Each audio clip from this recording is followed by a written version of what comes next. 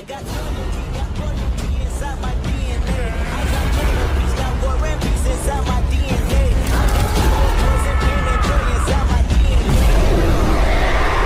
Hello and welcome back to my channel, Fanfic Fantasy. Join us as we delve into the realms of fanfiction and fantasy, bringing you the best stories and discussions. Today, we're kicking off the first part of our series, What if Issei had level up system with multiple boosted gears and had harem? If you enjoy this video, please give it a like and subscribe for more content in the future. The author of this story is SeerKing from ff.net. All the relevant links are in the description. Feel free to say hello to the author on their profile. Now, let's dive into the fanfic. An interview with a dragon emperor. Best regards. Issei bowed slightly towards the immensely powerful dragon that dwelled inside his left hand. Polite, D-Drake remarked, there is no need to be, however. I am linked to you by the communication line you set up, so I can see through your eyes and view your memories. The boy flushed in embarrassment. Now then, on to serious business. The Welsh dragon said solemnly, these purifiers and the ratmen they have spawned. They are troublesome, but compared to some of the factions out there, they thus far seem to be barely worth the trouble to eliminate them. So you haven't heard of them before? Issei asked curiously. My last host was a man 20 years ago, and at the time, he was in touch with more than a few unsavory types in the supernatural crime world. D-Drake replied as he flexed his wings idly. I had never heard of these purifiers then, so I suspect that either they were a Japanese creation and were unknown to me, as my last host kept to America and Europe, or they never existed until sometime after my last host died. Issei looked thoughtful at that. The fact that they were planning on assailing the Gremory and Citrieres is troubling, as that would kickstart a war. The gigantic red dragon stated, or rather restart a war. What do you mean? Issei asked nervously. I suppose I had better tell you. D-Drake mused. Millennia ago, the great war of the three factions between the god of the Bible and his angels, Azazel and his fallen angels, and the Four Mao, led by Lucifer and Devilkind, was waged. The casualties were horrendous. A full half of the devils died, as did more than a few angels and fallen angels. That was when two foolish dragons, who were fighting each other, entered the battlefield and were hit in the crossfire. One of those dragons was me, while the other was Albion, the vanishing dragon. The white dragon emperor. The human nodded in understanding. Yes, sadly, we were both so wrapped up in our battle that we got very angry when it seemed like someone was interfering in our fight. If it was possible for a dragon longer than a 747 to be sheepish, then that was how D-Drake looked at that moment. We roared, how dare you interfere in our fight, and started to tear into the armies of all three factions. This actually forced all three to set aside their differences and call a truce, as Albion and I are two of the 10 strongest beings in the world. We both fought hard and well, but against that number of foes, it was a foregone conclusion that we would lose. Once we did, the god of the Bible sealed our souls into the boosted gear and divine dividing, sending us into the cycle of continuing our battle via using our wielders as proxies. After that, the war came to a halt for about a decade, barring minor skirmishes before renewing. After the Four Mao were slain in a coup by peace-seeking devils, a ceasefire was tacitly agreed upon by all three sides. No formal end to the hostilities has been declared. So wait, you mean after who knows how long, they're still all technically at war? Issei sweat dropped at that. What the heck? There are many fallen who cry out for vengeance for their dead comrades. D-Drake explained, among the regular angels, some are fanatics who desire the destruction of devils and their fallen brethren. And there are those among Devilkind, those who are either old and conservative or young and stupid, who wish to prove their race's superiority over the others. Should the Gremory and Citrieres die here, near where fallen make their home, it will restart the Great War. That would be bad, Issei managed. That is putting it mildly, partner. The Red Dragon Emperor snorted. This Ria's Gremory is likely the younger sister to the new Lucifer, SeerKing's Gremory, and Sona Citri is likely the younger sister of Seraphal Citri, the new Mao Leviathan. From what I have heard, they love their family tremendously, and would bring their wrath down on the people responsible for their sisters' deaths. They are also said to be far more powerful than their predecessors, which is saying something. Great, Issei said sarcastically, and I assume from what you've been saying that the fallen will be blamed if they die in a town that devils and fallen share, regardless of whether or not they had anything to do with it or not. Just so, D-Drake nodded his massive head. The three factions are dry tinder, a single spark can set them alight. The ratmen in this city and their purifier masters could act as such a spark. They must not be allowed to rekindle the flames of the Great War. Well, I was already going to fight the purifiers because they might try to kill me, so this just ups the stakes. Issei sighed. Good. Now, onto your second sacred gear. The red dragon said with narrowed eyes, you do realize that it is very, very rare to receive one sacred gear, let alone one of the 13 Longinus. What now? That sounds familiar for some reason. The 13 most powerful sacred gears in existence are known as the 13 Longinus. D-Drake explained, the one I am sealed inside of, the boosted gear, is a mid-tier Longinus, meaning it is dead in the middle, just as the Divine Dividing is. The others are the true Longinus, Zenith Tempest, Annihilation Maker, Dimension Lost, Regulus Nemia, Canis Lycaon, Sephiroth Grawl, Incinerate Anthem, Absolute Demise, Innovate Clear, and Telos Karma. Each of the sacred gears allows the user to, under the best circumstances, kill a god. Prep. Issei swore. The fact that you possess a second sacred gear is astonishing, as only a small handful have ever received two in the past, and even then, they were always low-level sacred gears, such as a twice critical and Wind Fang. The dragon continued, far more uncommon would be a rare sacred gear, such as Blessing of the Priestess or Twilight Healing, being one of them. Possessing not only a Longinus but one of the gamer's gears as well means you are a frightening individual, Hyoto Issei. Wait, so you know about my gamer's gear? The Sekurute asked. Naturally. Where do you think the concept of an RPG came from? D-Drake asked rhetorically. The wielder of Gaia's gamer's gear helped to create tabletop RPGs over 40 years ago. Tartarus wielder even helped, which is astonishing. Those two get on much worse than Albion and I do. So, Tartarus is in the orange one and I have Gaia in my one. Issei asked, giving his right arm a dubious look. Imprisoning a Titan or Primordial takes the power of one or more of the most powerful of gods. D-Drake disagreed, especially when it's Gaia, the ever-present and all-knowing Titaness of Earth, and Tartarus, the personification of the deepest section of the Greek underworld, we are talking about.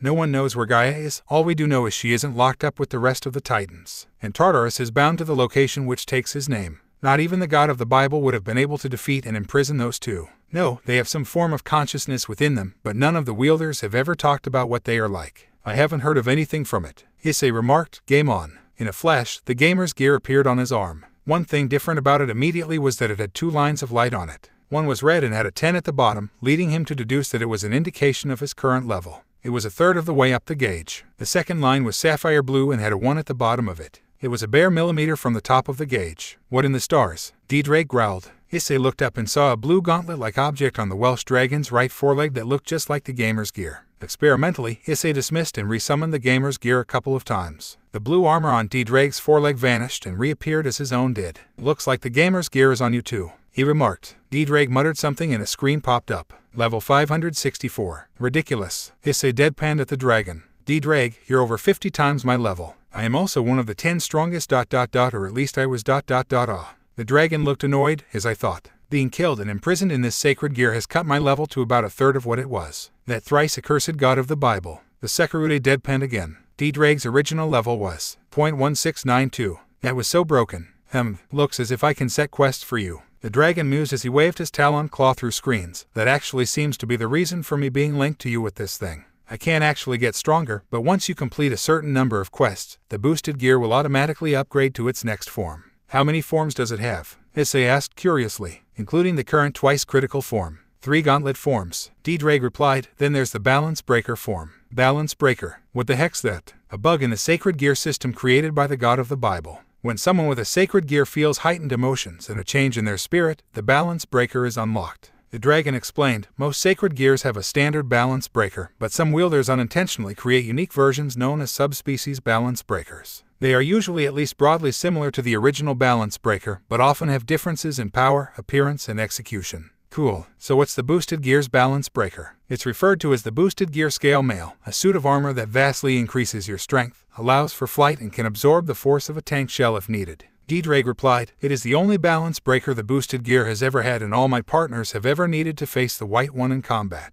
It sounds kick-ass, Issei said with a grin. It is, rather. D-Drake replied proudly, now, according to what I'm reading here, you come here when you turn level 10, followed by level 15 after that until you become level 20. At that point, we will be able to communicate directly without using dreams as a medium. Issei nodded at that. Looks like our time is almost up. D-Drake pointed at the encroaching darkness, so then, I'll give you a quest. Dragons need a place to live. A cave, an eyrie, whatever works. In that trend, my hosts, as well as Albions, usually create a base or home where they create stores of wealth and other resources. You must find or create a suitable lair for the Sekurute. Quest alert. Here be the dragon's den. The Welsh dragon, D-Drake, has charged you with creating a suitable lair for your status as the Sekurute. You must accomplish this before you turn LV20. Quest rewards, plus 3,000 EXP, 10,000 yen special status blessing of the Dragon Emperor, plus 5 AP.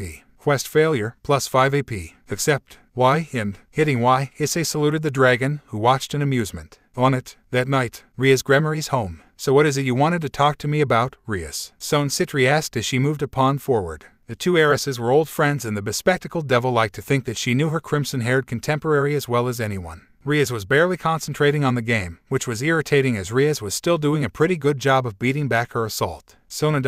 we might be in trouble, the crimson-haired ruined princess said with a troubled sigh. This made Sona raise an eyebrow inquisitively. It was then that Riaz told her of the rat-men infestation that had snuck into Kuo, right under their noses, and what the likely targets for an attack by them would be. Son of a bitch, she swore, quite out of character for the usually cool and in-control genius of the Citri family. But realizing that someone had been planning on murdering her and her entire peerage, along with her best friend, and her peerage tended to do that to a girl. Why, sentiments exactly, Riaz said with a haunted look in her eyes, and we'd still be unaware of it if this human hadn't started going after them. Yes, Aquino told me about you turning up the heat on them, Sona said dryly. To give her credit, the other devil blushed in shame and embarrassment. I had just started my period, which always makes my bitch switch go up to 11. She said in irritation at her body's actions. I did apologize the third time we met and he accepted it. He was very wooden though. Bad acting? The other devil asked. I think so. He was trying to act tough, but came off as a robot. Riaz said thoughtfully. I think he knows me somehow and was afraid I could recognize him by the way he speaks or something.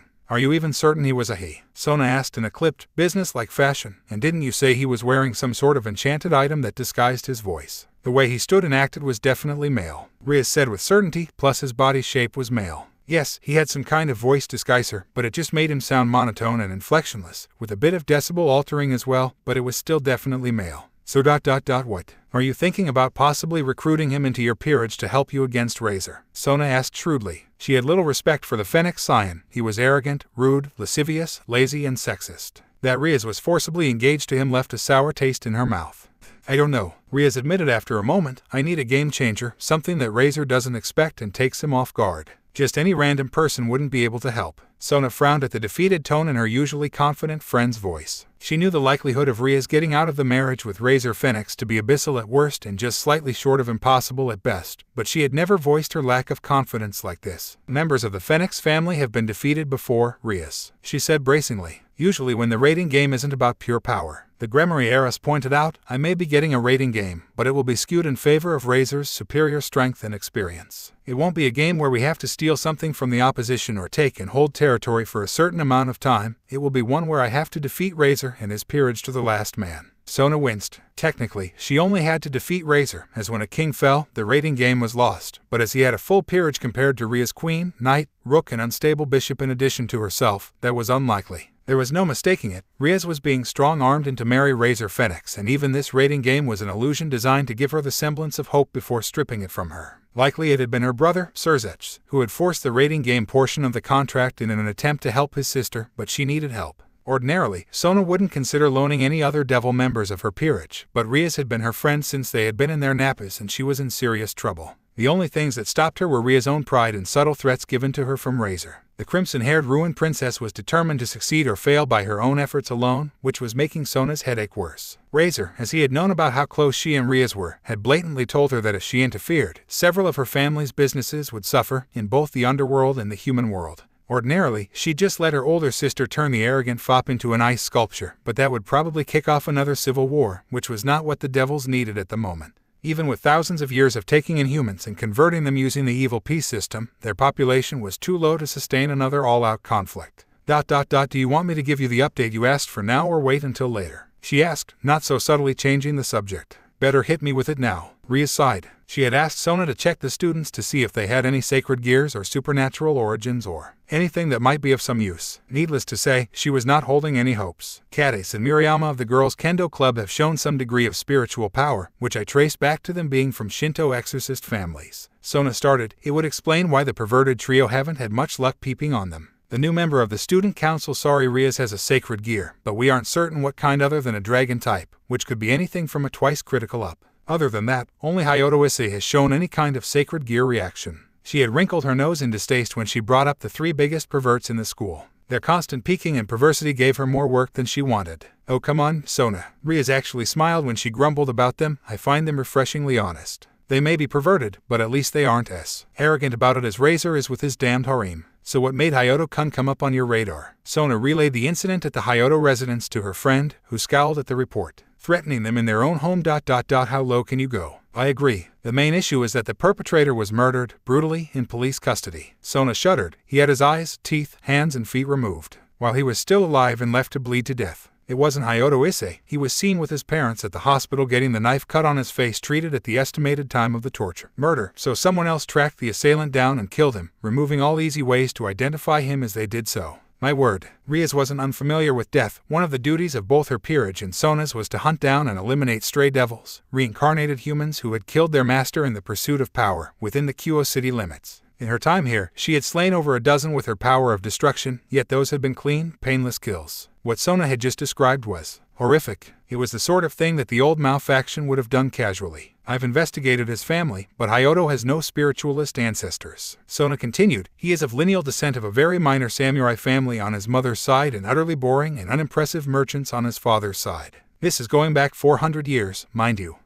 Rias tapped the table with one hand before moving a bishop to counter Sona's last move. Any indications of what kind of sacred gear he has? Yes and no, Sona admitted in frustration, in part from the results of her investigation and in part due to Ria's move threatening her queen. Initially, he was tentatively earmarked as having a dragon-type sacred gear, which would make sense given the fact that Saji-kun is here. Dragons attract other dragons after all. But then, the day after the assault in his home, the readings went awry. Awry. Rias raised one delicate eyebrow at that. Sona was a perfectionist with most things, but especially with investigating things like this. For her to be stymied like this was very odd. Awry. The Citri heiress confirmed with a mow of frustration. His readings are now even more dragon, indicating he awoke his sacred gear as a result of the attack. But now there are all these odd signals all over the place. I can't pin down what they could be. Scowling at her inability to analyze Hayato Issei, Sona pouted. The Gremory heiress smirked fondly at her friend. It was good for her to not instantly be able to accomplish something. Even better if she came across a hurdle that stopped her cold like this had. The teachers didn't believe that he was attacked, despite the knife cut on his face. Sona said as she shook her head, dispelling her irritation. They've called for a parent-teacher meeting with his parents. This made Rias scowl. Idiots. That kind of pig-headedness is ridiculous. I expect they think he got it from peeping on a girl or something.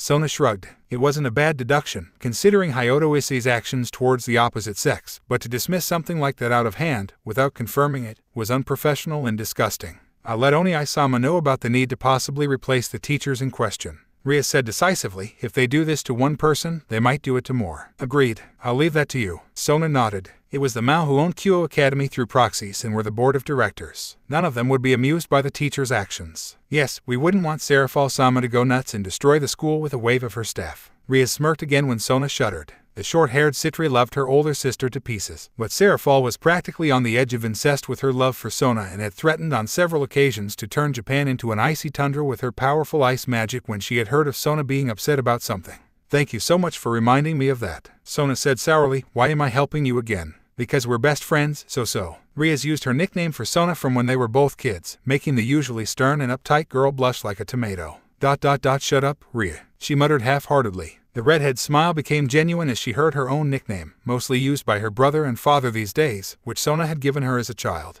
What do you want to do about Hayato-kun? Sona asked once she regained her composure. For the moment, nothing. Rias decided. He has too much to deal with at the moment with the teachers being idiots. There are still a couple of months before the engagement becomes critical, so I can recruit him sometime in that time frame. Sona sighed. You really are too nice, Rias. I am a Gremory. The crimson-haired ruined princess shrugged indifferently. Let's get this game over with. The Citri heiress sighed. We do have school tomorrow, after all. It's your move. Rias shot at her with a smile. The two friends continued their chess game, leaving such heavy topics as they had been discussing to one side for the night. 2 days later, outside another rat den's exit. Geez, that was ridiculous. Issei muttered as he removed his armor and stored his swords, and I didn't even level up. Over the last couple of days, he had raided 2 more rat dens, including this one, and had conquered them both. Neither had been hard for him and had actually scored him some nice loot and cash, if not nice EXP. First, there was the armor he had received for fighting Bonarpa revived without the aid of the boosted gear. Blood metal greaves. A set of greaves forged of blood metal, they enhance the effect of any supplementary draconic ability that the user possesses. Light armor. Grants an armor value of 15 to all covered locations. All supplementary draconic skills gain +5 to all their effects. Oddly enough, after he received the blood metal bracers, lesser draconic charisma had the supplementary tag added to it. It was useful to know that his power was self-updating for new terms and categories. The second useful piece of equipment was taken from the body of the boss from Den number 4, which had held the title of Burrow of the Rat Horde. It had been packed with a bunch of ratman slaves and clan rats, with the dungeon boss being a pair of clan rat leaders. The loot from them had been a useful little bangle of protection, a plain steel ring worn on the wrist. The underside is carved with various runes in lesser Futhark that invoke protection from a wide variety of magic and physical attacks. Accessory: grants plus 20 resistance to fire, water, ice, lightning, wind, light, holy and demonic magic. Grants plus 20 resistance to piercing, slashing and bludgeoning physical attacks. As it turned out, you could wear one accessory per arm and one around your neck. Quite why the Eye of Obscurity wasn't included in that count had eluded him until he realized that he had essentially made it a part of the Cloak of Obfuscation, so it didn't count. And finally, the last piece of equipment he had gathered up had been from the den he had just cleared out, Warren of the Detritus Rats. It had been full of raw materials for making warplock Jezzails, warp fire throwers, and rattling guns, with the Ratman porters grabbing them and shooting at him enthusiastically, if haphazardly, if they spotted him. On a related note, his ambushing skill had leveled up a lot and he had acquired the backstab and stealth skills. The first just gave him bonus damage when he attacked an unaware enemy and also raised the chance of a critical hit when that happened, while the second increased the chance that he would remain unnoticed. Anyway, the boss this time had been a warplock engineer like Teaksqueak, except with much less in the way of crude cybernetic enhancements. After getting hit a couple of times with green electric blasts, he had developed the shock resistance and pain resistance skills, which still meant that it hurt like hell. It was hard to say that the loot was worth it, but Issei decided to be magnanimous and say that it was. Blood Metal Cuirass, a piece of armor designed to protect the chest and back of its wearer. It is made from blood metal. It enhances the power of any defensive draconic skill. Light armor grants 30 armor. All defensive draconic skills gain plus 5 to their effects. Given that there was no bonus for equipping what he assumed was all of the blood metal series, Issei guessed that it wasn't a set of armor. He'd better get back to his home. The parent-teacher conference was today and he'd been fortunate enough that his parents had told him he didn't have to come with them. He hadn't envied his teachers thanks to the rather angry glints in his mother's eyes. She was absolutely furious that the teachers hadn't even bothered to phone them about Issei's claims, let alone their assumptions that he had sexually assaulted someone. It was, he reflected humorously, nice to see his mother ready to tear a strip off someone when it wasn't him on the receiving end of said tearing off. As he wandered back to his home, he did have to wonder about how the hell he was going to find a place to set up as his base. None of the burrows he had unearthed were anything approaching satisfactory, thanks to all that warpstone that the Ratmen used for seemingly just about everything. No way did he want to spend any more time around that poisonous stuff than was absolutely necessary. What to do? Overground bases were basically out, due to the fact that humans, especially teenaged humans, had a habit of exploring nearby easily accessible caves as either holy sites or for tests of courage. Buildings were out, as he had no way of buying property legally. This left finding underground bases, and thus far, as stated, none of them were up to snuff. When Issei got home, he had dinner with his very satisfied mother and nervous father, who kept giving his wife semi-scared looks the entire time. He was informed that his teachers had been schooled in why you do not accuse someone of something without proof, and he joined his father in being slightly wary of his mother. She reinforced something that Kades and Murayama had beaten into him every day. Girls could be scary as hell. After dinner and his homework, Issei sat back on his bed and thought his next move out. There were only a couple of dens left out of the list he had and then ... what? None of the notes he had been finding on the way out of the dens had given any indication of the location of the base of the purifiers. All the last two had on them had been reports detailing the training that the rats had been given, with the more recent one asking about the possibility of a stealth unit. Shelving the question, Issei opened his status window to see the results of his training and leveling. Name, Hyoto Issei. Class, The Gamer. Level, 10. Next level, 54 OEXP. Title, Atwebaka. HP, 500/500. MP, 325/325. STR, 75. STA, 71. Dex, 81. INT, 28. Wise, 23. Luck, Cha, 43. Attribute points, 0. Y equals 43,660. Well, damn, he said with a whistle. His physical stats were, quite simply, insane. The Kendo Club were so far behind it wasn't even funny. He still hadn't been able to get a reading on Ria's Gremory, although he had tried. His observe skill was at level 20 right now and it was still getting question marks for all her stats, even her health. Her level had jumped up to level 43 in just this week. What the hell was she doing to boost her EXP gain? Closing the window, Issei got out of his bed and headed to take his shower before heading to bed. He had a lot of work left to do. Chapter 7, Falling in the Gutter. The next day, Hyoto Residence. Morning, Haru-san. Issei said as he walked into the kitchen, "You look like hell." "Thanks." His father grumbled tiredly, "I've been called in early every day this week. It's ridiculous. So many people are down with some bug or another." He shot his son a look. "Issei, make sure you don't catch any funny colds or whatever at school. That's the last thing I'll need." "I don't think you'll have to worry about that, Haru-san." Issei thought as a small sweat drop flowed down the back of his neck. He hadn't felt at any less than 100% perfect health since he'd first gotten the gaming gear and boosted gear. The worst he'd felt is exhausted after some of the harder dungeons, and even that had disappeared completely after 8 hours of sleep. Of course, there was still the issue about finding a suitable lair to use. He still had 10 more levels to go before he ran out of time, but that was hardly an excuse. The best plan would be to find whatever base the purifiers had and take that from them. Issei considered that it would be ironic enough to be suitable ... and D-Drake would probably be amused by it as well. Dragons were supposed to have big egos, right? If the rat dens in Kyo were under the control of the purifiers, as all the evidence pointed to, then there had to be clues in the remaining dens that might lead him to the location of the purifiers' main base, or at least the location of their Japanese branch's base. By creating a chain of logic that actually makes sense, you gain +1 wise. GRRR. Ignoring his increasingly snarky and sarcastic gaming power, Issei tucked into breakfast. His mother was washing up the dishes when she spoke up, a smile on her face. Issei, the teachers have been educated about why they were wrong to jump to conclusions, but if they do so again, just let me know and I'll give them a remedial lesson. Why yes, Aka-sen. Issei gulped. Man, hell have no fury like a mother protecting her kids. Agreed. You receive +1 INT for being smart enough to realize this. Issei felt a tick mark start to emerge on his forehead at this. Either his gamer power was scared of his mother or it was once again mocking him. He wasn't sure which was more preferable in this situation. Later, in the middle of class, Issei's classroom, Kyo Academy. Ding dang dong. Hyoto Issei-kun, please report to the student council office. I repeat, Hyoto Issei-kun, please report to the student council office. Almost at once, the suspicious gazes of the class settled on aforementioned boy, who winced at the stabbing sensation of their glares. Aple baka, Kades growled, what did you do now? I haven't done anything. Issei protested. A likely story. Nirayama snorted. I'm serious. Have I ever denied doing Ekai things when I actually did them before now? Issei said proudly. That actually got the class thinking. The correct answer was no in their minds. He had only ever denied doing perverted things when he hadn't done anything, such as a couple of times in the last few days where he had been nowhere near the other two members of the perverted trio when they had peeked in at the girls changing.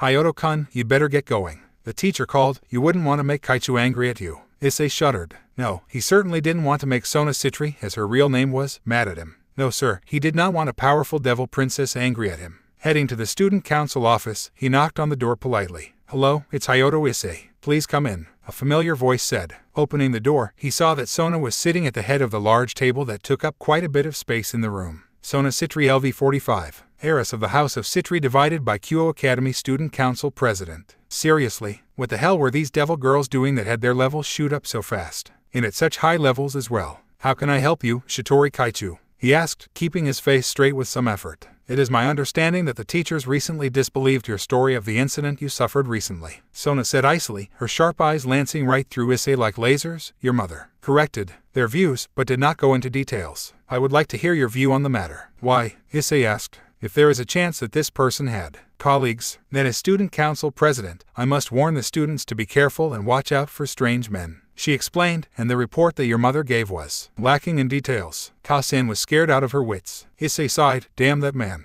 Okay, just ... this goes no further than us, and maybe the vice president. I can agree to that. Sona nodded, take a seat and begin in your own time. Doing so, Issei told her about the incident with the purifier outcast in detail, leaving out the name of the guy, as there should be no way he could know it, and of course omitting his dual sacred gear activation. That was quite the ordeal you went through, Hyoto-kun. The devil said once he finished, it was also very reckless of you to attack him like that. Brave as well, but mostly reckless. He was going to kill me if I didn't do anything, so I figured I may as well try to resist. Issei shrugged. An idea struck him. This could be a way to warn the devils about the purifiers and their targets without exposing himself. I think the guy was more than a little unstable in the head, Kaichu. He confessed. He was ranting while he held us captive and he was going on about devils and fallen angels and regular angels as if they were real or something. A twitch of an eyebrow was all the non-verbal reaction Sona gave at this. Oh, yeah. He kept monologuing that he wanted to kill all of them. The Sekiryu said with an exaggerated eye roll as if to say, can you believe him? He also didn't like people with special powers, like exorcists or witches. I'd have called him a fanatical Christian, except for the fact he wanted to kill regular angels and exorcists too. Sona's control over her facial expression was very impressive. The only physical reaction she gave to this was a slight widening of the eyes.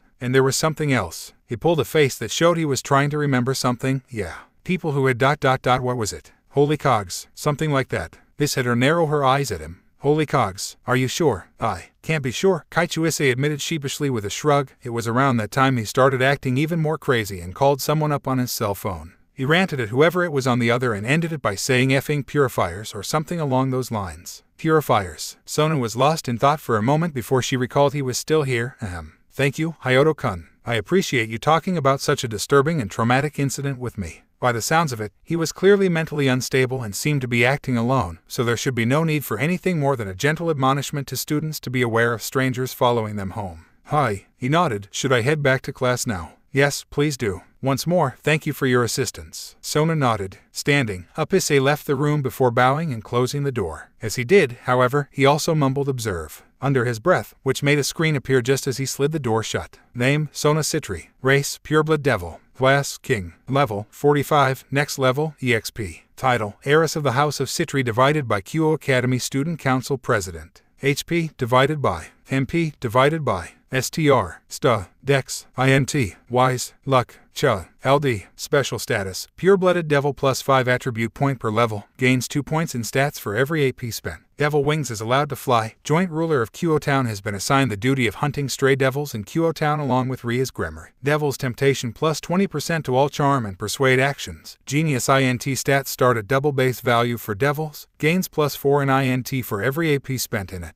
Perks, Heiress of the House of Citri. Seduction from the Darkness. Genius Intellect. QO Academy Student Council President. Flaws, Light Bane. Holy Weakness. Mild Patenko. Victim of a SeerKing older sister. Okay, Issei muttered as he headed away from the student council offices and to the toilets. It would be a good excuse for why he was late back to class. As he studied the screen, he noticed he had 2 other screens popped up to his side, but he ignored them for the moment. By and large, she had similar titles and special status to Ria's Gremory, minus the Crimson Ruin title. The first major difference was her Genius special status. Genius. You are a rare diamond in the rough, possessing an intellect that allows you to learn bookwork at an almost frightening rate, as well as being able to learn magic or physical abilities very quickly, even for a devil. You can also have multiple specialities based on what you focus on. This status, in addition to the normal edition listed, grants you the Genius Intellect perk, as well as a plus 30% EXP gain to the subject of your choice. Current subject chosen, Citri Family Water Magic, Human School Subjects. WHWO. That's kinda scary. Issei made a mental note to try and spend as little time around the Kaichu as he could, as she was smart enough to guess he had a sacred gear pretty easily. The Heiress of the House of Citri perk was essentially the same as Ria's Gremory's Heiress of the House of Gremory perk, just with the name changed.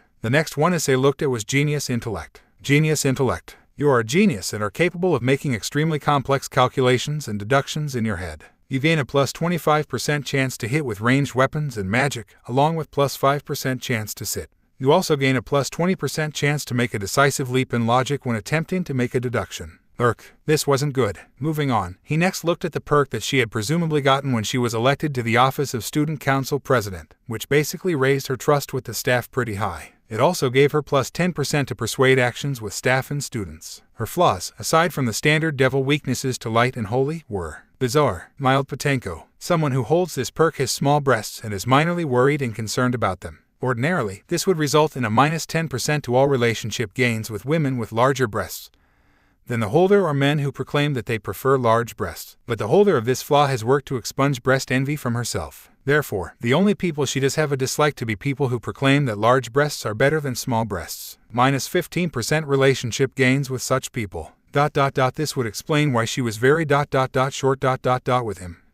It wasn't as if he dismissed small breasts. It was just that he liked big breasts more than small breasts. He was fond of small breasts as well though, and they suited Sona quite well in his opinion. He made a note to not expound about large breasts within Sona's hearing. Victim of a SeerKing older sister. Although not through fault of her own, the person who holds this flaw has an older sister who loves her way too much and is most decidedly a SeerKing. This leads to a certain amount of embarrassment on the holder of this flaw's part when aforementioned older sister is around. Plus 100% chance of suffering an epic level blush as a result of the actions of her sister, and an additional plus 75% chance of rumors spreading around about the sisters as a result of those actions. What? Seriously, what the hell? Wasn't Sona Citri's older sister Seraphal Leviathan one of the new set of Mao? And she was apparently a total SeerKing. Holy crap, what the hell was up with this flaw that she inflicted on her younger sister? It wasn't even her fault, for Christ's sake. The effects of the flaw were funny though. Issei sat on a toilet and crossed his arms thoughtfully. Nothing he was seeing here explained why Riaz and Sona had such a ridiculous EXP gain.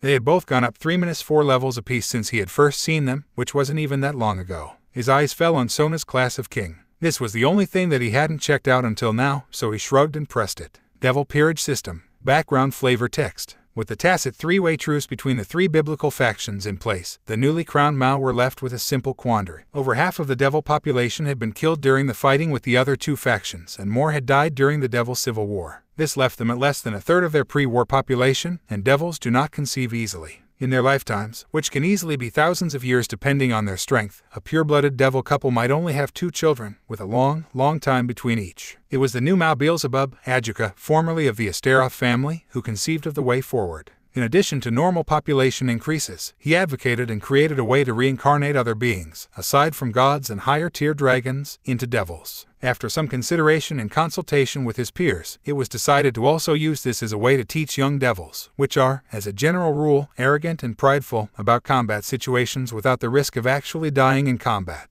Based upon chess pieces, the newly coined evil pieces were designed to add a shadow factor into the beings they are inserted into, as well as a weakness to light. By any standards, they are devils. Each evil piece was also designed to offer an enhancement to whosoever bore it that best represented its abilities on the chessboard. Rook, these pieces vastly increase the physical strength of those who bear them, but also reduce their speed. Kings can also use the special technique known as castling with any rook piece, regardless of whether they are in use or not. Rooks are worth 5 pawns. Knight, the knight pieces vastly increase the physical speed and agility of the user at the cost of lowering their defense. Cripple the legs of the knights and you essentially end their usefulness on the battlefield. Knights are worth 3 pawns. Bishop, the bishop pieces vastly enhance the potency of any magical abilities that the user possesses. It should be noted that while the potency of their spells are increased, it only slightly adds to their demonic power, so casting powerful spells will drain bishops quickly, leaving them vulnerable to physical attacks. Bishops are worth 3 pawns. Queen, out of all of the pieces, the queen piece is the one considered the strongest. One who bears a queen piece has access to the amplified abilities of rooks, knights, and bishops all at once. Thus they are considered the most balanced as well as the most powerful.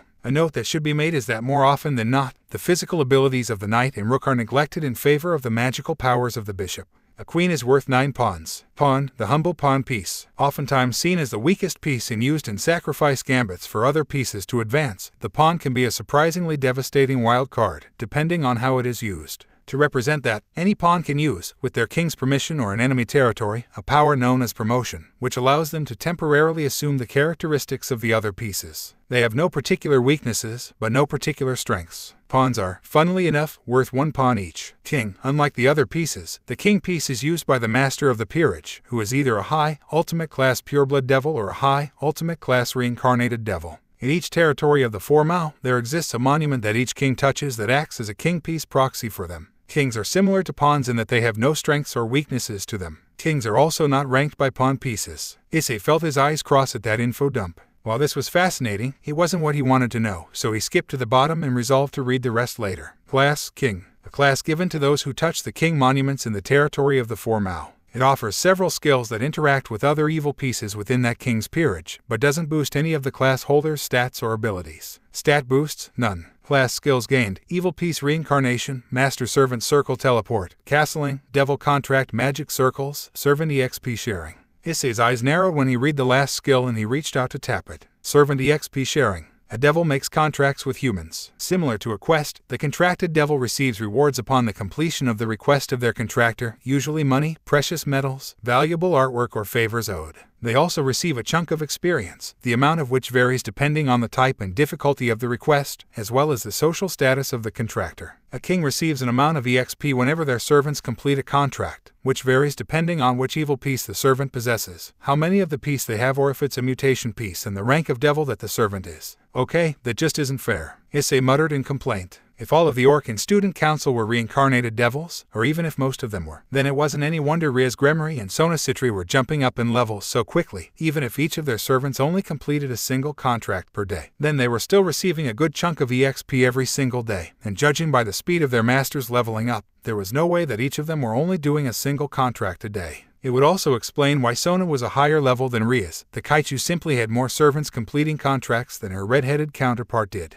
Riaz was catching up though, which probably had to do with how much EXP it was taking Sona to level up rather than extra diligence on Riaz's part. Closing the window, Issei turned his attention to the other 2 windows. Once was a notice that his relationship with Sona Citri had been reset to neutral from its former position of dislike. After checking the table of relationships, Issei found she hadn't disliked him that much, as disliked was only 2 steps down from neutral. The other was a list of 2 skills that had been created when he had been talking to Sona. Lying through your teeth LV 1.00. Everyone has a particular style of lying that suits them. Some lie by telling the truth, some lie by omission, and some, like yourself, specialize in lying by telling brazen untruths. Oh sure, the truth was mixed in there somewhere, but you never said any of that and you know it. While lying through your teeth is active, you will brazenly lie. The likelihood of being believed by your target is determined by taking your CHA stat and comparing it to your target's CHA stat, after altering yours and their CHA stats with modifiers. If your CHA score is higher than your target's, you win and your lie goes through. If less, they win. If you fail the lie check, there is a 10% chance they will not call you on the lie. Beneath the skill there was a note that his luck stat had been increased by 5 for pulling off great a lying without a skill and successfully deceiving someone with INT more than 50 points higher than his own.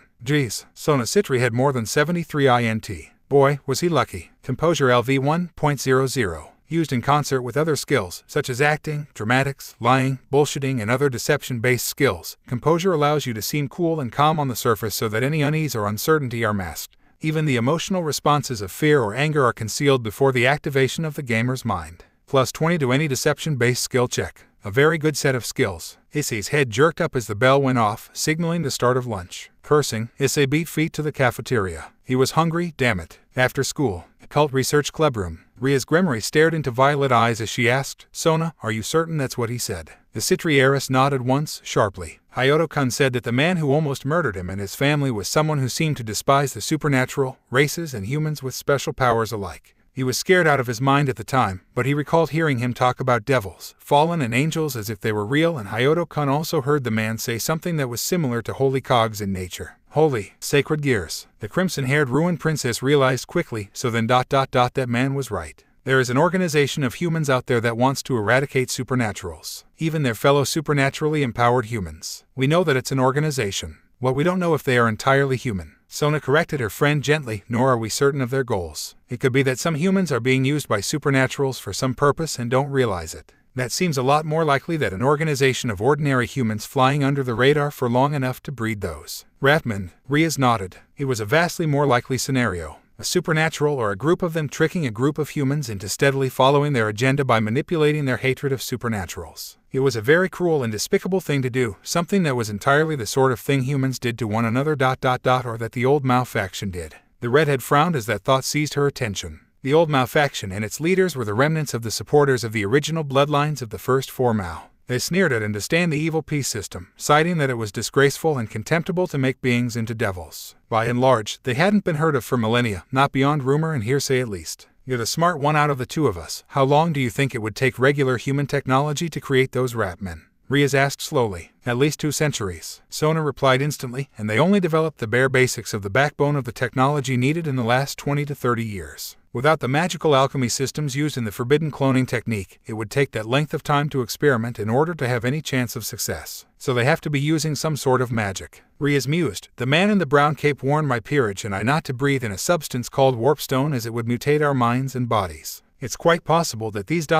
purifiers ... are using it as a catalyst to speed up their production of these rat men. Sona tilted her head to one side in thought. A likely hypothesis. Shame we don't have any samples to send to Beelzebub-sama to confirm it. He was curious when he spoke to me this morning. Oh, yes, he was very interested some sort of mutagenic substance in the ratman sample that we sent him. Apparently it was in every single cell of the ratman's body. Sona informed her friend. Beelzebub-sama speculates that just being in close proximity with the stuff can affect people's minds, never mind getting in physical contact with it for a while. Whatever it is, this warpstone has to be destroyed. Agreed. The crimson-haired ruined princess nodded. We might have to find our mysterious swordsman again. It's clear that he knows a lot about both the ratmen and the purifiers. Yes, Sona agreed. Speaking of the purifiers, it worries me that they seem to send someone to, rather pathetically, try to assassinate one of the 2 confirmed sacred gear holders at our school. Do you think it was an actual assassination attempt or just coincidence? Has to be coincidence, Riaz said firmly. Even the supernatural races can only detect the presence of a sacred gear holder when we're within a few meters of them. Even then, it's very hard to determine what type of sacred gear it is. Besides, from what you said Hayato-kun told you, his attacker seemed to be arguing and falling out with whoever he was calling on his cell phone. It's possible, probable even, that this man was a rogue element in his organization, which is raised to highly likely given the way that he was killed.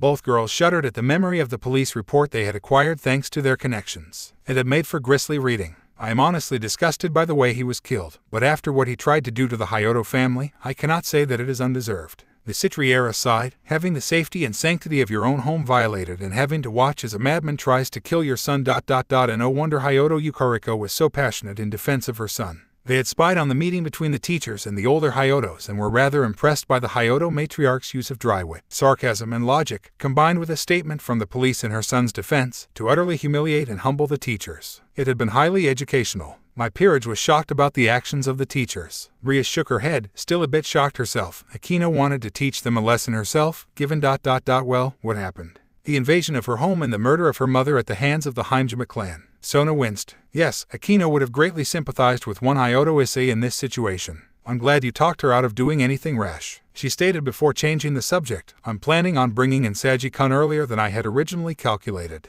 He's too exposed as a human and I am unwilling to potentially lose a dragon-type sacred gear to these purifiers. You do know that he has a crush on you. Rias teased her friend. A feeling that is not reciprocated, I can assure you. Sona replied dryly. Besides, I know for a fact that 3 of my peerage have expressed interest in him. Once I bring him in, I dare say they won't hesitate to show him why female devils have a lusty reputation. Good for them. Rias nodded approvingly. In her opinion, people should be honest with their emotions and desires, without being egotistical about it like a certain Phoenix Scion was. It was for this reason she found the perverted trio amusing, especially one Hayato Issei, as he was honest, wore his emotions on his sleeve and cute. So Hayato-kun is all mine. Ria smiled, but her eyes had that core of desperation that Sona had seen more and more frequently as every attempt she and Rias could think of or scheme about to have the Phoenix engagement nullified failed. If you can convince him, then he is yours. The bespectacled devil nodded. It was an agreement that she and Rias had struck the first day they had set foot in Kyoto town. Upon finding someone that one of them wanted to join their peerage, the other had to be informed immediately to see if they were interested.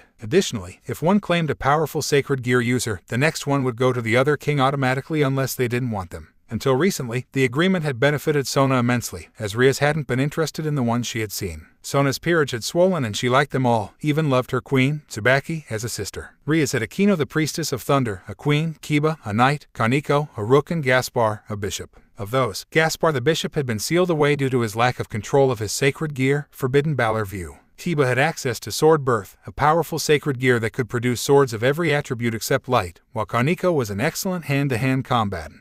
Akino used the barest hints of her heritage as a Nephilim, the child of a fallen and a human, in her thunder magic, but was a standard queen otherwise. Razor Phoenix had a full 15-piece peerage, including his younger sister Ravel as a bishop. His queen, Ubaluna, was known as the infamous Bomb Queen, specializing in explosively powerful fire magic. Razor had only lost twice in his few raiding games, losses he had conceded as a favor to the houses that his opposing peerage belonged to. A part of the marriage contract that Rias would be forced to invoke in 2 months' time was the raiding game against Razor. He was older, more powerful, more experienced, and possessed more pieces than she did. Razor could simply swamp Rias' peerage with numbers. Even if he lost every single piece other than himself, he was still highly likely to win due to his Phoenix regeneration, which had been proven to even regenerate its bearer from attacks made by the Baal's power of destruction. No matter how Sona looked at it, her friend was doomed. Still ... The first signal that she'd been able to scan from Hayato Issei had been that of a dragon-type sacred gear, which was pretty rare. Dragon types varied in strength between the common twice critical and the 2 sacred gears of the Knight and Ryu, the 2 heavenly dragons, the boosted gear and divine dividing. None of Razor's peerage possessed sacred gears, so having at least one gave Rias a slight advantage ... on paper. Depending on what Hayato's sacred gear was, it could have quite the impact on the outcome of the game. You do have to consider the possibility that he will say no, you know. Sona cautioned Rias. Crystal blue eyes rolled in dismissal. He wants a harem, and those are hardly rare or even uncommon in devil society. Once I tell him that, he'll be eating out of my hand. With Akino and I as examples of devils, he'd be someone else to say no. And Kaneko, Sona raised an eyebrow. She is far too young to be used for seduction tactics. Rias stated firmly, she will be a looker when she fully matures, but that time isn't now. It was something that severely irritated the former Nikosho. Her mental maturity was far in advance of her physical maturity. Although, as she hadn't even revealed her tail and ears in many years, nor had she so much as touched senjutsu, she was able to fully suppress the mating instinct of her race with moderate ease. Still, being called the mascot of Kyo Academy was more than slightly irksome for the girl. Quite understandable, in Sona's opinion. We'd better get on, she said at last. Our peerages are busy working, so we can't have them show us up, can we? Just so. Rias nodded. Well then, until tomorrow, Sona. Tomorrow, Rias. In twin flashes of red and blue, the Orc Club room was empty once again. Aye, with Issei. Achoo. Issei barely managed to cover his 5th sneeze in as many minutes. Was someone talking about him behind his back? Shrugging, the Sekyude approached his destination. It was an abandoned building on the outskirts of Kyo town. It also hid the entrance to the second-to-last rat den. This was one that Issei hoped would lead him to the purifiers rather than just for more EXP and loot. Although EXP and loot was always welcome. Checking that the coast was clear, he snuck into the house through an open window before equipping his armor and cloak. Not many people came to this part of town, but it never hurt to be careful. A quick search of the ground floor revealed nothing, so Issei descended into the basement. The basement of the house had solid concrete walls and numerous pipes along one wall, which was immediately suspicious. No way were all of them for this house, which only had a bathroom, a toilet, and a basic kitchen sink. That added up to 12 pipes or so, and there were in excess of 30 here. With a mutter, Issei activated his puzzle-solving skill, which, even at level 2, showed him that there were 13 valve handles in a circle and not all of them were facing away from the wall that the pipes were snug against. And, sure enough, when he twisted the valve handles around to face away from the wall, the pipe sunk into the ground, as did a rectangular section of concrete, revealing a dark doorway with steps leading down into the darkness. Warning: you are about to enter the dungeon lair of the gutter rats. Once entered, you must clear the dungeon in order to leave. Do you wish to enter? Why? And, hitting yes, Issei took a moment to flip his hood up and activate his cloak's obscuring ability before descending down the steps. Yes, the dungeon's level was slightly higher than his level, but defeating enemies with superior levels gained him more EXP. At least, it should. That's how it worked in ordinary games, so the gaming gear should do that too. At the bottom of the stairs was another treasure chest, just like there had been in all of them. This one held 2 things. The first was a pack of 10 average quality throwing knives. They were specially designed to be used with the knife throwing skill and added an extra +10 to both accuracy and damage when used with that skill. The second was a hand of glory. It was a rather disgusting looking carved wooden hand with a candle in it. According to Observe, if he placed the candle in the candle's grasp, it would come alight and only he would see the light it cast. No one else. It was really rather useful, especially since the only light in the chamber he stood in came from the open door at the top of the stairs. It did cost him 1 MP per minute to keep the flame alight, and the candle would only last an hour before running out, but as he had neglected to bring a torch, this was a suitable alternative. Setting the hand of glory up, Issei pulled out his Rapscallion wave blade and set out through the only door out of the antechamber. He halted when a pop-up appeared in front of him. In order to clear this dungeon, you must find and defeat the 5 ratmen lurking in the darkness before confronting their master. Well, that was a load of use. Rats had superior senses of hearing and smell, if memory served, so the ratmen, assuming they shared that trait with ordinary rats, would easily be able to avoid him and attack him with impunity. Oh, the ratmen might be able to hide, but their little name bars and title bars shouldn't be affected, unless they had a stealth skill or something, which was rather likely given this pitch-black darkness. Lovely. And here was him without any fire magic. Resigned to a thankless task, Issei set out into the darkness ... and almost walked into a wall. What an omen for this dungeon. Man thing ... man thing. A mocking voice called out to him, I can smell you. I can hear you ... but you are blind. Do these rats have to say words twice every so often? The secretary grumbled before raising his voice, yeah, so I assumed. Are you going to dance in the darkness all day or are we going to fight? Kek. Be careful what you wish for. Man thing ... you may just get it. The only warning that Issei had was a slight whistling sound in the air to his right. He raised his sword and slashed it where it was coming from. The screech of metal on metal sounded before whatever had been thrown at him clattered to the ground. Looking out of the corner of his eye, Issei saw. Sure I can. Seriously. Ratman ninja. Lucky shot. The voice growled. We shall see how you do when my disciples are finished bleeding you out. A slight scuffle of cloth on stone and Issei assumed that the voice, who almost had to be the dungeon boss, had left. Great. The guy was hoping for an easy kill, but decided to leave it to his minions when that proved to be not possible. The guy was an 80s Bond villain. Sighing, the secretary drew his hood off his head, as he guessed that it was insufficient to counter any anti-stealth skills that these rat ninjas had up their sleeves. At the very least, the boss could see through it, so he might as well get used to being seen by these lower-leveled ninja. The sword attack slammed into his menpo with the force of a pile driver, sending him flying back, but Issei managed to keep his footing. He glared at the ratman who had attacked him. It crouched low with a ninjato in one hand, black clothing similar to Shinobi Shazoku covering most of its gray-furred body. Its tail had a bladed tip attached to the end of it. Issei's senses screamed danger. At him. Even Byral, Farsqueaker and the 2 iterations of Bonerper hadn't done that to him. Gutter Runner LV-12. No need for second strike. You have lost 50 HP. From 1 strike. Force absorption field. Issei hissed. The bubble, invisible to any but him, appeared. He had experimented with it in the last 2 dens and it had proven rather useful. Something that he hadn't known was that not only did the field reduce the physical force of the blows, it also slowed down their actual speed as well. Well, either that, or it had been added when the skill had leveled up to level 2. Without even a sneer, the gutter runner launched another attack, the blade flashing in its hand as it attempted to disembowel him. Issei silently used the parry skill, deflecting it and earning a riposte, which severed the tail of the creature. You have severed a limb. Enemy gutter runner has had the bleeding status inflicted upon it. The Ratman shrieked in pain before drawing a dagger from its waist. Issei noted idly that it was dripping a foul greenish fluid, probably made from a mixture of warpstone and other foul things. No way was he going to let himself get hit by that. Earth shot. Issei fired a chunk of rock at the assassin, who nimbly dodged out of the way. It left itself open to a counterattack, which Issei used to score a long gash up its offhand, forcing it to drop the dagger. Hurriedly disengaging, the Sekiryude locked blades with the Ratman when it charged. Dai Dai to Gazaru. You're a ninja, not a samurai. Issei unleashed a Tsukomi on instinct before kicking the Ratman between the legs. Ordinarily, he wouldn't break the bro code's most important rule, never hit the nuts, but this was no bro. The Ratman's eyes bulged out of its head as it staggered back, dropping its sword as it cradled its jewels. Issei ended it with a single cut of his sword. You have slain a gutter runner. You gain 335 EXP. Do you wish to loot the body? Why, him. Hitting yes, Issei watched with interest as the list of loot lined up. X1 Crude Steel Ninjato. X1 Weeping Blade. 600 yen. X5 Average Steel Shuriken.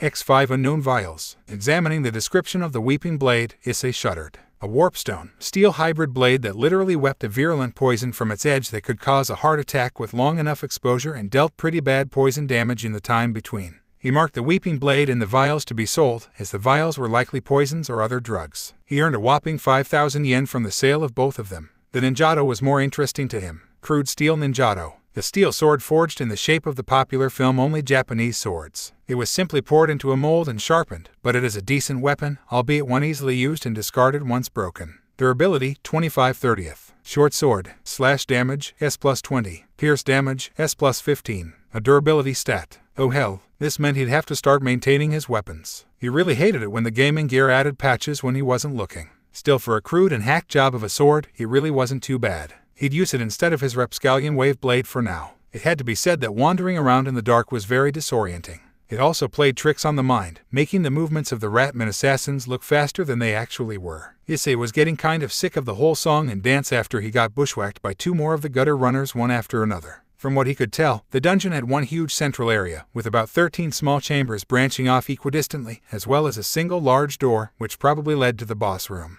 The mental mapping skill really shone here, as he could project a mini-map that displayed his location and the blueprint of the surrounding area. He had been attacked by the gutter runners as he circumnavigated the large room, meaning that they had at least some idea of what he was doing. As an added bonus, he had developed the lesser night vision skill, which had alleviated the gloom of the dark room to some degree, but not by much. At a guess, the Ratman assassins had the real night vision skill on top of their enhanced nasal and hearing abilities. So, I'm going to have to check every damn room in the area. Seriously, gah. He chugged a potion to restore his health before continuing. That had been a bit of bounty from the last two dens, 10 health potions and 10 MP potions. He also chugged an MP potion, as he was still keeping up his force absorption field all the time. The first two rooms were empty of everything but dust bunnies. The third through fifth rooms had a small chest in them with 1,000 yen in them. The sixth through eighth rooms had a rack of crude steel ninjato and a pouch of 30 average steel shuriken in them each. This made Issei practically jump with glee at the free weaponry. It would be some time before he ran out of weapons. The next few rooms were empty, with only bloodstains on the floor indicating that something odd had happened here. In fighting among the Ratmen,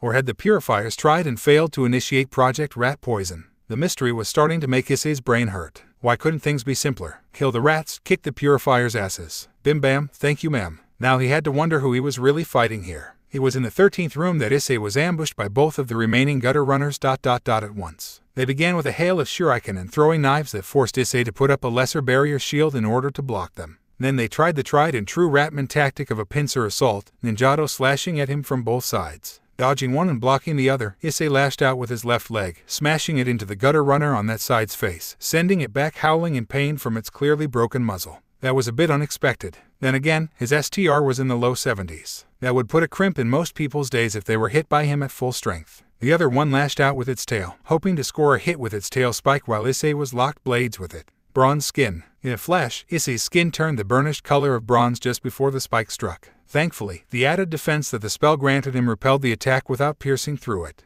Deactivating the spell, as it was low-leveled and slowed him down too much to be used against these fast enemies, Issei pushed the sword of his opponent away before stabbing the gutter runner right where the heart would be on a human. Critical hit. Instant death. As he withdrew his sword from the collapsing corpse, Issei turned to face the still wailing gutter runner. Clearly, these guys were more used to inflicting pain than receiving it. He ended the life of the maimed gutter runner with a slice of his blade, which then broke. You have slain X2 gutter runner. You gain 670 EXP. Your crude steel ninjato has been destroyed as a result of using up its durability. Congratulations! As a result of repeated actions, you have created the Close Combat Evasion skill. Close Combat Evasion LV 1.00. When fighting in close proximity to the enemy, being able to dodge is a rare thing to be able to accomplish without leaving yourself vulnerable to a counterattack. Those who manage to achieve this are very irritating to fight on their terms. Grants a further plus 15% chance to dodge enemy attacks when in close combat.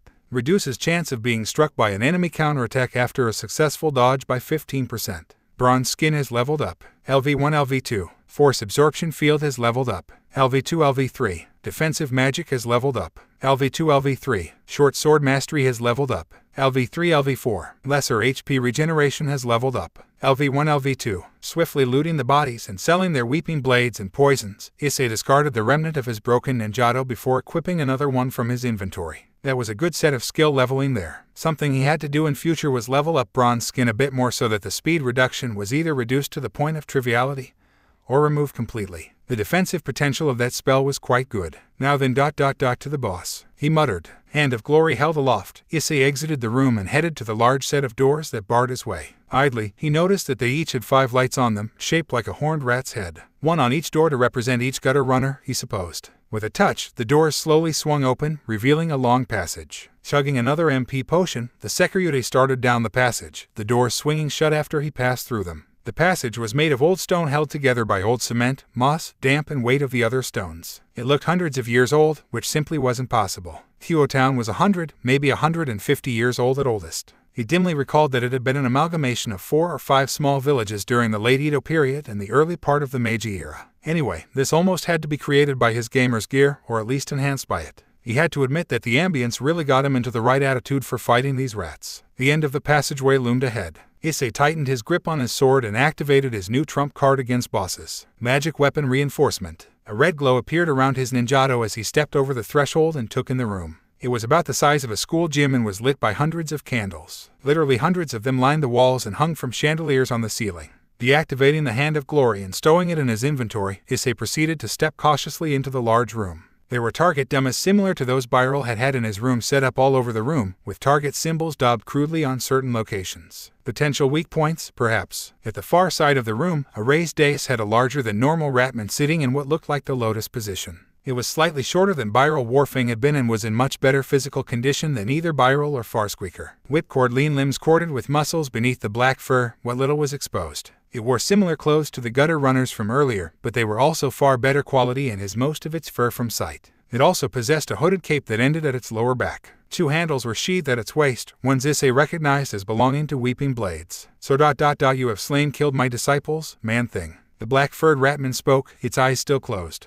Yeah ... the whole hide-and-seek thing got boring after the first time I almost got shanked by them. Issei replied casually, really hope you aren't planning on somehow snuffing out these candles and pulling that on me. A man-thing is weak prey for my skills. The dungeon boss replied contemptuously, darkness will be unneeded to slay murder you. Eyes still closed. It stood up and rolled its head around before its eyes snapped open. They were totally red, sclere, pupil and iris. I am the master assassin of the Council of 13, one of whom you have already killed. It said coldly, prepare to suffer, man-thing. Then, the one thing that had been missing from the scene appeared above the Ratman's head. Deathmaster Snitch LV-15. Master Assassin, Chief Assassin of Clan Eshin. Oh hell. Hurriedly drawing another ninjato, Issei prepared himself to fight. Then Snitch moved. He was so fast that the level 3 force absorption field barely did anything to slow him down. Issei blocked one swipe was that a bare-handed attack from the Master Assassin that resonated up his arm. Damn, did this rat hit hard. Wake. The rat sneered, my disciples lost to you. Inconceivable. Oh, go eat cheese. Issei snarled before slashing at the rat with his offhand. His ambidextrous skill was only level 3, which meant that attacks made with his offhand suffered a penalty of -50 from accuracy and damage, which is why it wasn't entirely surprising that one of Snitch's hands lashed out and smacked the incoming blade to one side. What was surprising was the slight wince that the Deathmaster showed just afterwards. It was a slight twitch that Issei might have missed had he been looking anywhere but at the Deathmaster's face, but it was undoubtedly a flinch of pain. I see, Snitch hissed as he backed up slightly, your defense is weak, but you strike like a thrown stone. I see that fighting you with bear claws will not work. With deliberate slowness, the Ratman assassin drew his weeping blades from their sheaths. These ones were more like short swords compared to the daggers that the gutter runners had. They also had a serrated edge about halfway down the blade for a couple of inches, a possible weak point. Without warning, Snitch threw himself at Issei. A third weeping blade, of a similar size to his other two, emerged from below his cloak, held by his tail. The three poisonous blades sliced and cut at him, but liberal use of the parry skill kept him at bay, although it left Issei with almost no time to attack himself. When his ninjato both snapped, even with the reinforcement from his magic, the Sekiryude drew out a fresh pair, his mind racing. The destruction of his weapons had ended the magic weapon reinforcement, so he quickly reactivated it. I can't keep staying on the defensive like this, I won't get anywhere, he thought as he and Snitch circled each other warily. That third sword is the problem. If I can get rid of it, I can at least match this guy in number of weapons, if not the same quality of weapons. I tire of this dance fight. Snitch growled. Now ... it's time to die, man thing. Dance of the Weeping Blades. Lesser Barrier Shield. Issei barked as he felt magic pour off of the Master Assassin like a wave of water. Just as the shield sprang to life, the Deathmaster charged forwards and smashed into it with all three of his blades. He then unleashed a frenzied series of cuts, stabs and slices at it, rapidly depleting its durability and destroying it. Prep. Issei blocked the next two cuts, but the third scored a line right across his chest. You lose 70 HP. Thankfully, it hadn't penetrated his armor, so there shouldn't be any worry about being poisoned. Issei fired an earth shot at point-blank range before charging in, hoping that Snitch would be at least a little distracted by the stone missile. He wasn't. The Deathmaster cut the projectile in half before engaging Issei in close. Three swords lashing out at Issei, hammering away at his defenses with practiced ease. Getting desperate, Issei timed it until all three of the weeping blades were attacking in the same vertical area before moving in, swords crossed and blocking them all. Cracks appeared in the ninjato, but they didn't break quite yet. Issei heaved with all of his strength and threw Snitch completely off balance before unleashing a barrage of attacks with his cracked ninjato, scoring at least 3 deep cuts on the assassin's body. The ninjato shattered again and Issei hastily replaced them and reactivated his weapon enhancement spell as the Deathmaster stumbled back, clutching the largest of the wounds on his torso. Snitch yowled in pain. Leaping back and panting heavily, his red eyes glared at Issei, radiating fury. Cloak of Shadows, he hissed. Snitch's form became black and ethereal and it looked as if he were made of shadows themselves. The only solid parts on him were the weeping blades. Issei recognized this sort of form. He'd come across it in some RPG games. Snitch was now ethereal, unable to be hit by non-magical weaponry. The fact that his weapons remained solid meant one of two things. 1. That Warpstone was partially immune to the effects of skills. Or 2. The skill that Snitch used didn't affect magical weapons point blank. Wait a minute ... why would he use a skill or spell that turned him ethereal? He has to know that my ninjato are currently magically enhanced, so more than able to hurt him in that form. Issei thought with a frown. The fact that Snitch could use spells or active skills was something quite new to Issei. Both Byril and Farsqueaker had relied on basic attacks when fighting him, and both iterations of Boneripper had done the same, aside from Boneripper Revived's Warpfire Thrower. None of the other bosses since then had used skills or spells either. Things were becoming interesting. He who fights and scuttles away, lives to fight another day, man thing.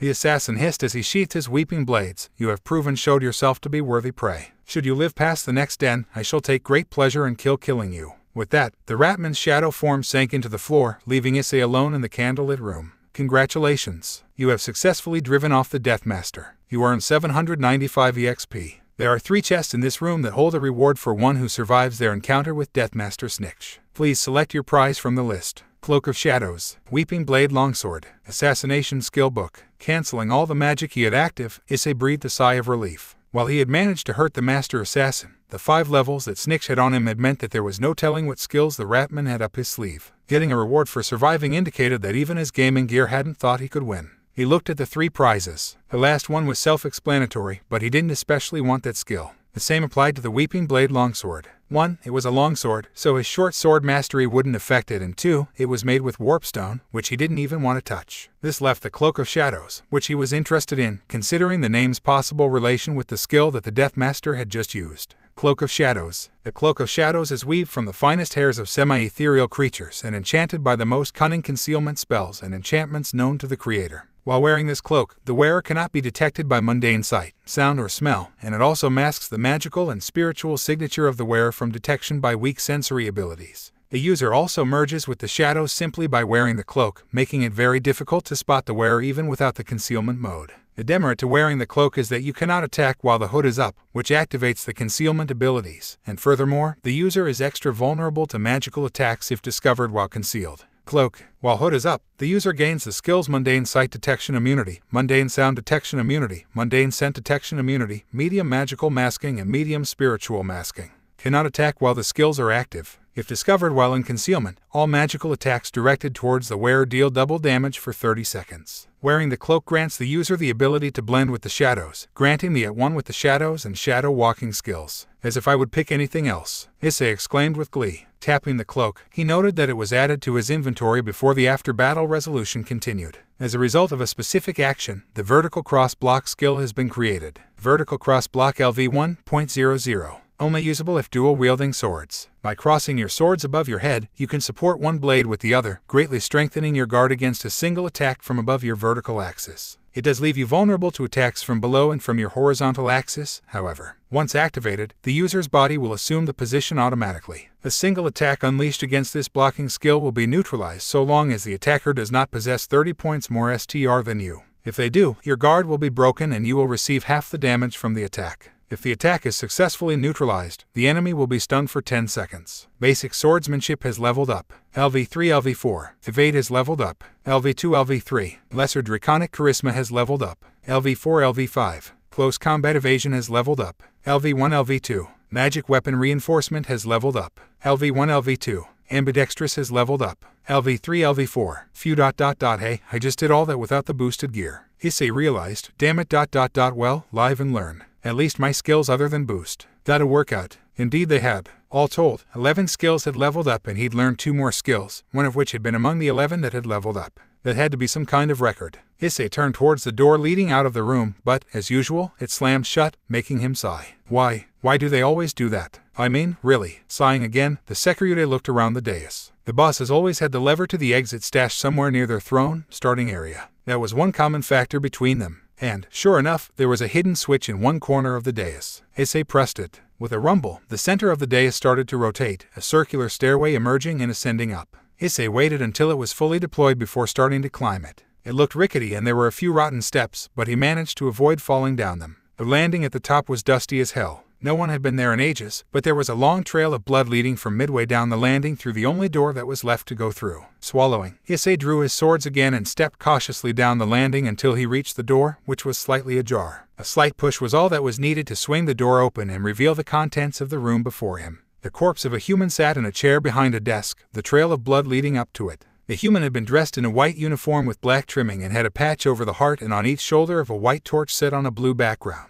Underneath it, the words Veneficas et Supernaturalis Mortem was written in stylized script. The cause of death was obvious. The corpse was missing his arm from the elbow down and there were numerous cuts across his body that had a familiar green liquid left over. Warpstone, looks like someone pissed off the rats, Issei muttered once the gamer's mind kicked in and calmed him down. It wasn't every day that you came across a partially desiccated corpse and his heart had shot into his mouth before he had been calmed down. Just as every time before, there was a piece of paper lying on the desk, which Issei picked up first. It had bloody fingerprints on it, presumably from the dead man. To whom it may concern. I, the corpse you see before you now, am the former head of Project Rat King. I was a member of an organization known as the Purifiers, we who have dedicated our lives to the destruction of any and all supernatural forces on the planet.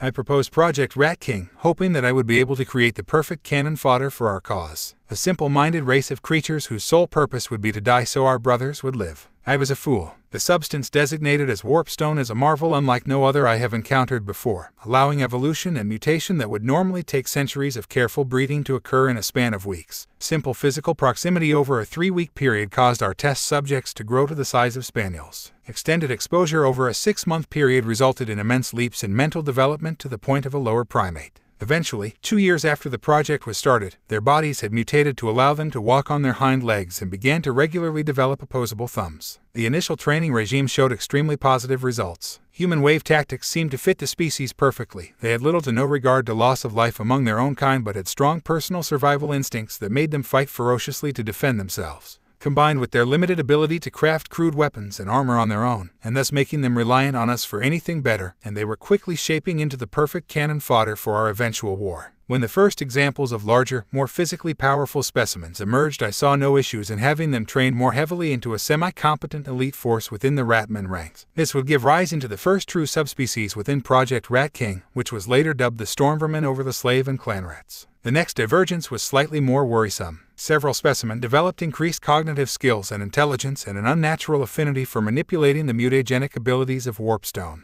I theorized it might be due to their constant exposure to the substance that gave them a unique affinity for it. Several began to experiment on their own kind, causing further mutations. The two most successful results of these experiments were the rat ogres and the giant rats. Several specimens quickly began to develop an instinctive ability to tame and manipulate these mutations. I later dubbed them Packmasters, and the ones who specialize in creating the mutations Vat Masters. The Warplock engineers were another emergence along the same line, only these specimens seemed to devote themselves to manipulating and working with Warpstone itself, turning it into some form of arcane focus rather than a genetic mutagen. I was concerned, but this magic was weak and oriented primarily toward offense, which could only serve our purposes. Even the best devices that were created using this process were, at best, modestly improved version of out-of-date weapons from the single-shot rifle era. Even the development of the warp fire thrower and rattling gun couldn't knock me from the perch I'd placed myself on. I foolishly believed that I had everything under control. However, not even my ego could remain undaunted at the next development. I don't know how it happened. It shouldn't have been able to happen so quickly, but the Ratmen somehow managed to develop their own society and leadership structure. Their Council of 13 and their clans were factitious and obviously based on the feudal system of Japan's Warring States era, though lacking in the form of an emperor or shogun. It was only recently that I found a clue. It appears they somehow acquired copies of Japanese historical manga and used it as a building block to develop their own society. To think, my wondrous experiment, destroyed by some comic books. The development of their own society had the effect that I had feared, the reason I had tried to ensure that none developed. It gave them a sense of identity, a sense of control. With that, our absolute control was broken, and they began to resist our experiments, fight against our right to control them. The ones who killed me, calling themselves Clan Eshin, seem to have based themselves off of ninja. How they managed to develop their own form of martial arts in the 5 years since they started walking on 2 feet is beyond my comprehension. But I believe that the Warpstone might have additional developmental effects that our initial experiments never detected. It takes humans decades to create an original form of martial arts, so the only logical conclusion is that they somehow copied from human martial arts to create their way of the striking claw, as they call it.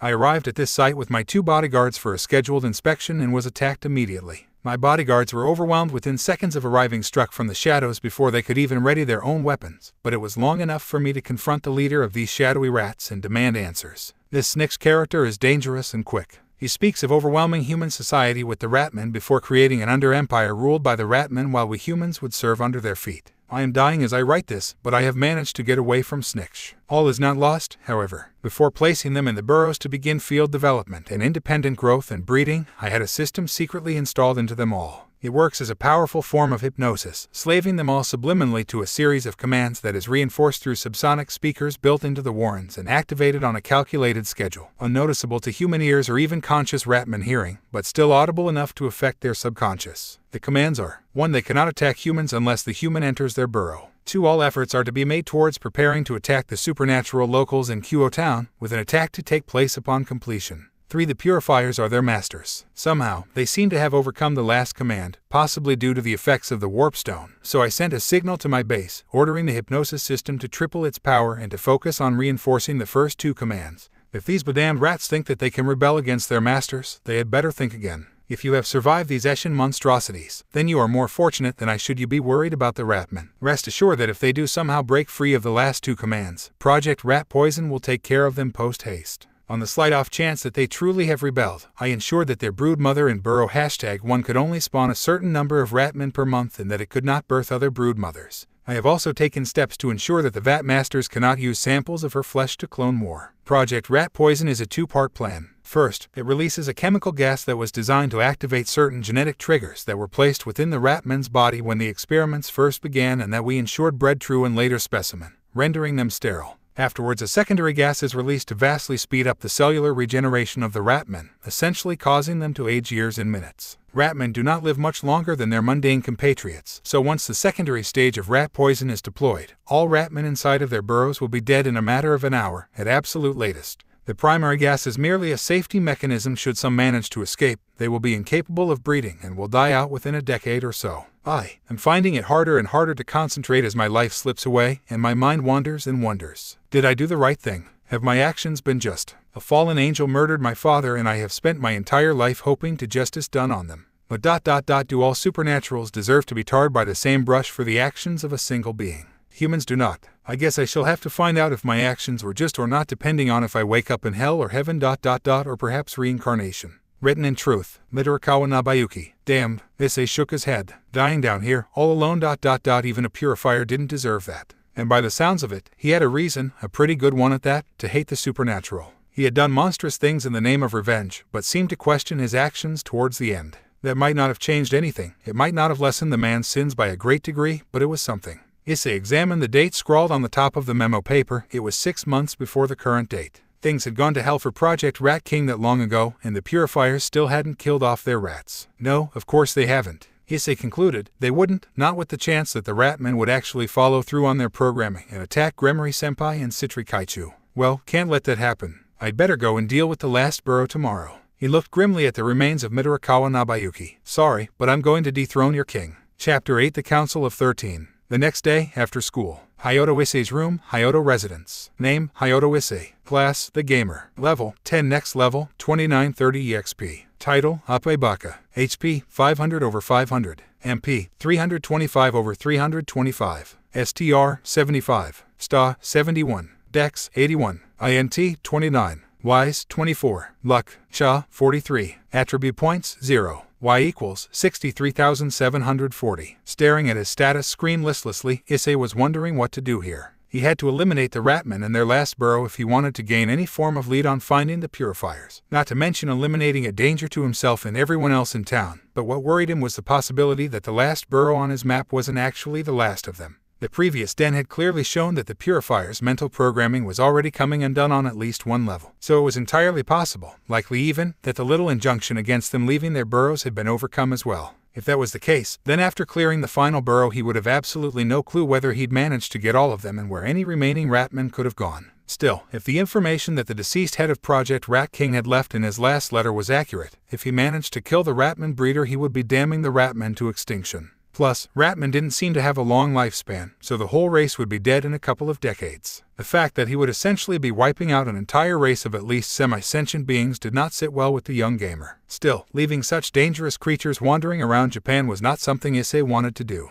The Ratmen had clearly shown they had no care or concern for human lives. If anything, they seemed to actively desire either conquering or wiping out humanity and taking its place. He had to make sure to track down and wipe out the lot of them, otherwise who knew what they'd get up to. Still, I'm contemplating genocide here. The secretary thought with a sigh as he closed the window. I don't want to be thinking about this heavy stuff. I want to think about great things, like Oppai. He couldn't even play any of his Gal games or H games to get in the mood for Oppai, because playing games whilst being the gamer was well, boring. Seriously, he couldn't play any without an indescribable feeling of boredom coming over him. It was a pity, because they had cost a pretty penny to buy in the first place. Ah, what a pain, he muttered before sitting up. Lying back and staring into space wasn't going to do anyone any good. He might as well get started. Heading down and telling his mother he was going for a walk, Issei headed out. The locator for the last Ratman burrow was at the edge of town, at the entrance to an old bunker of some kind. Quite why there was a bunker here was a bit beyond Issei. Had his gamer power created it or had it been here the whole time? He hardly ever had a reason to venture to this section of Kuo, and the few times he had, he'd never stayed for very long.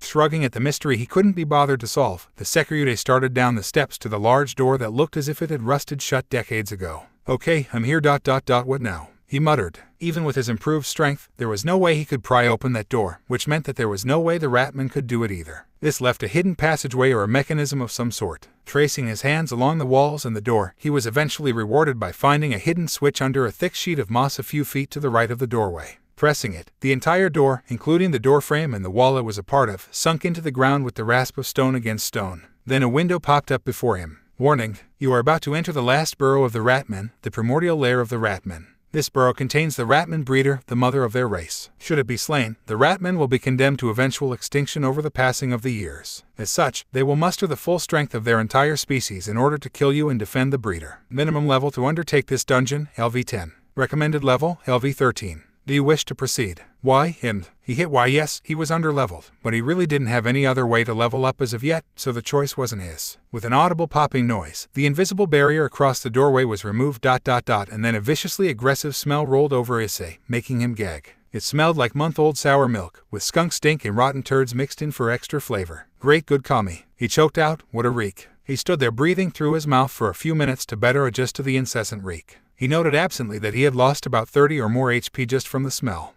Poison vapors. As a result of repeated actions, you have acquired the skill Poison Resistance. Poison Resistance LV1, 45.04%. It is said that it is possible to develop resistance to the venom of a cobra by taking a small amount each day for years. In that same line of thought, you have endured a weak poison for several minutes and have started to build a resistance to it. The higher this skill is, the less damage poisonous or toxic vapors and liquids will do to you. This skill has no effect on Venom class poisons, however. That requires the skill Venom Resistance. Reduces poison damage taken by 1. This was a skill that Issei could have happily lived his life without acquiring. Looking at it, he noticed with a twitching eye that the EXP for the skill was slowly ticking up just from him standing at the entrance. Soon enough, poison resistance has leveled up. LV1 LV2. Checking. That merely reduced the amount of damage he took from poison by another point. Fortunately, his lesser HP regeneration was already kicking in and restoring some of the HP he had lost. Shaking his head, Issei armored up and drew a pair of the ninjato he had gotten his hands on during the last burrow raid.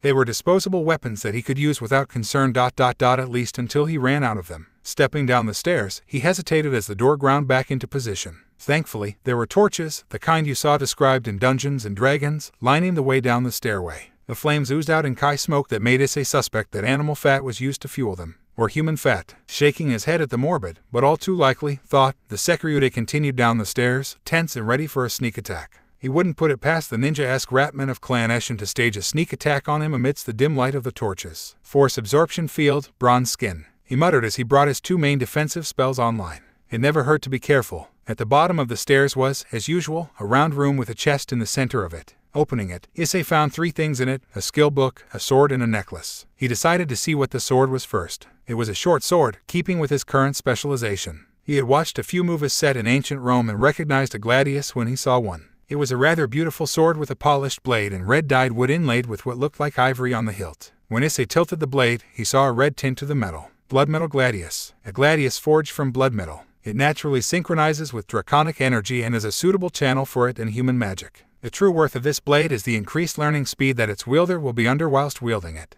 Durability, 80/80. Short sword, slash damage, S+ 26. Pierce damage, S+ 17. Effect, 1 while wielding the blood metal gladius, the wielder gains an additional 5% EXP to all short sword related skills, with a 10% chance with every skill level to randomly generate a short sword skill. If one is generated, another will not be generated for at least 24 hours afterwards. 2 any magic ability used by the wielder that affects the blade has his effects raised by 5. Whoa, he breathed. This was an excellent sword, even better than his Rapscallion wave blade. Quickly stowing it in his inventory for later, Issei moved on to the skill book. You have acquired the Lesser Golem Creation skill book. Do you wish to learn this? Why, him? Not at the moment. He put it away in his inventory. Last was the necklace. It was in the form of an eye, which was a bit creepy. Necklace of the Secret Hunter's Eye. A must-have item for anyone seeking to delve into a dungeon. This necklace allows the wearer to spot basic traps instantly, as well as raising the chance to detect intermediate level and above traps by 15%.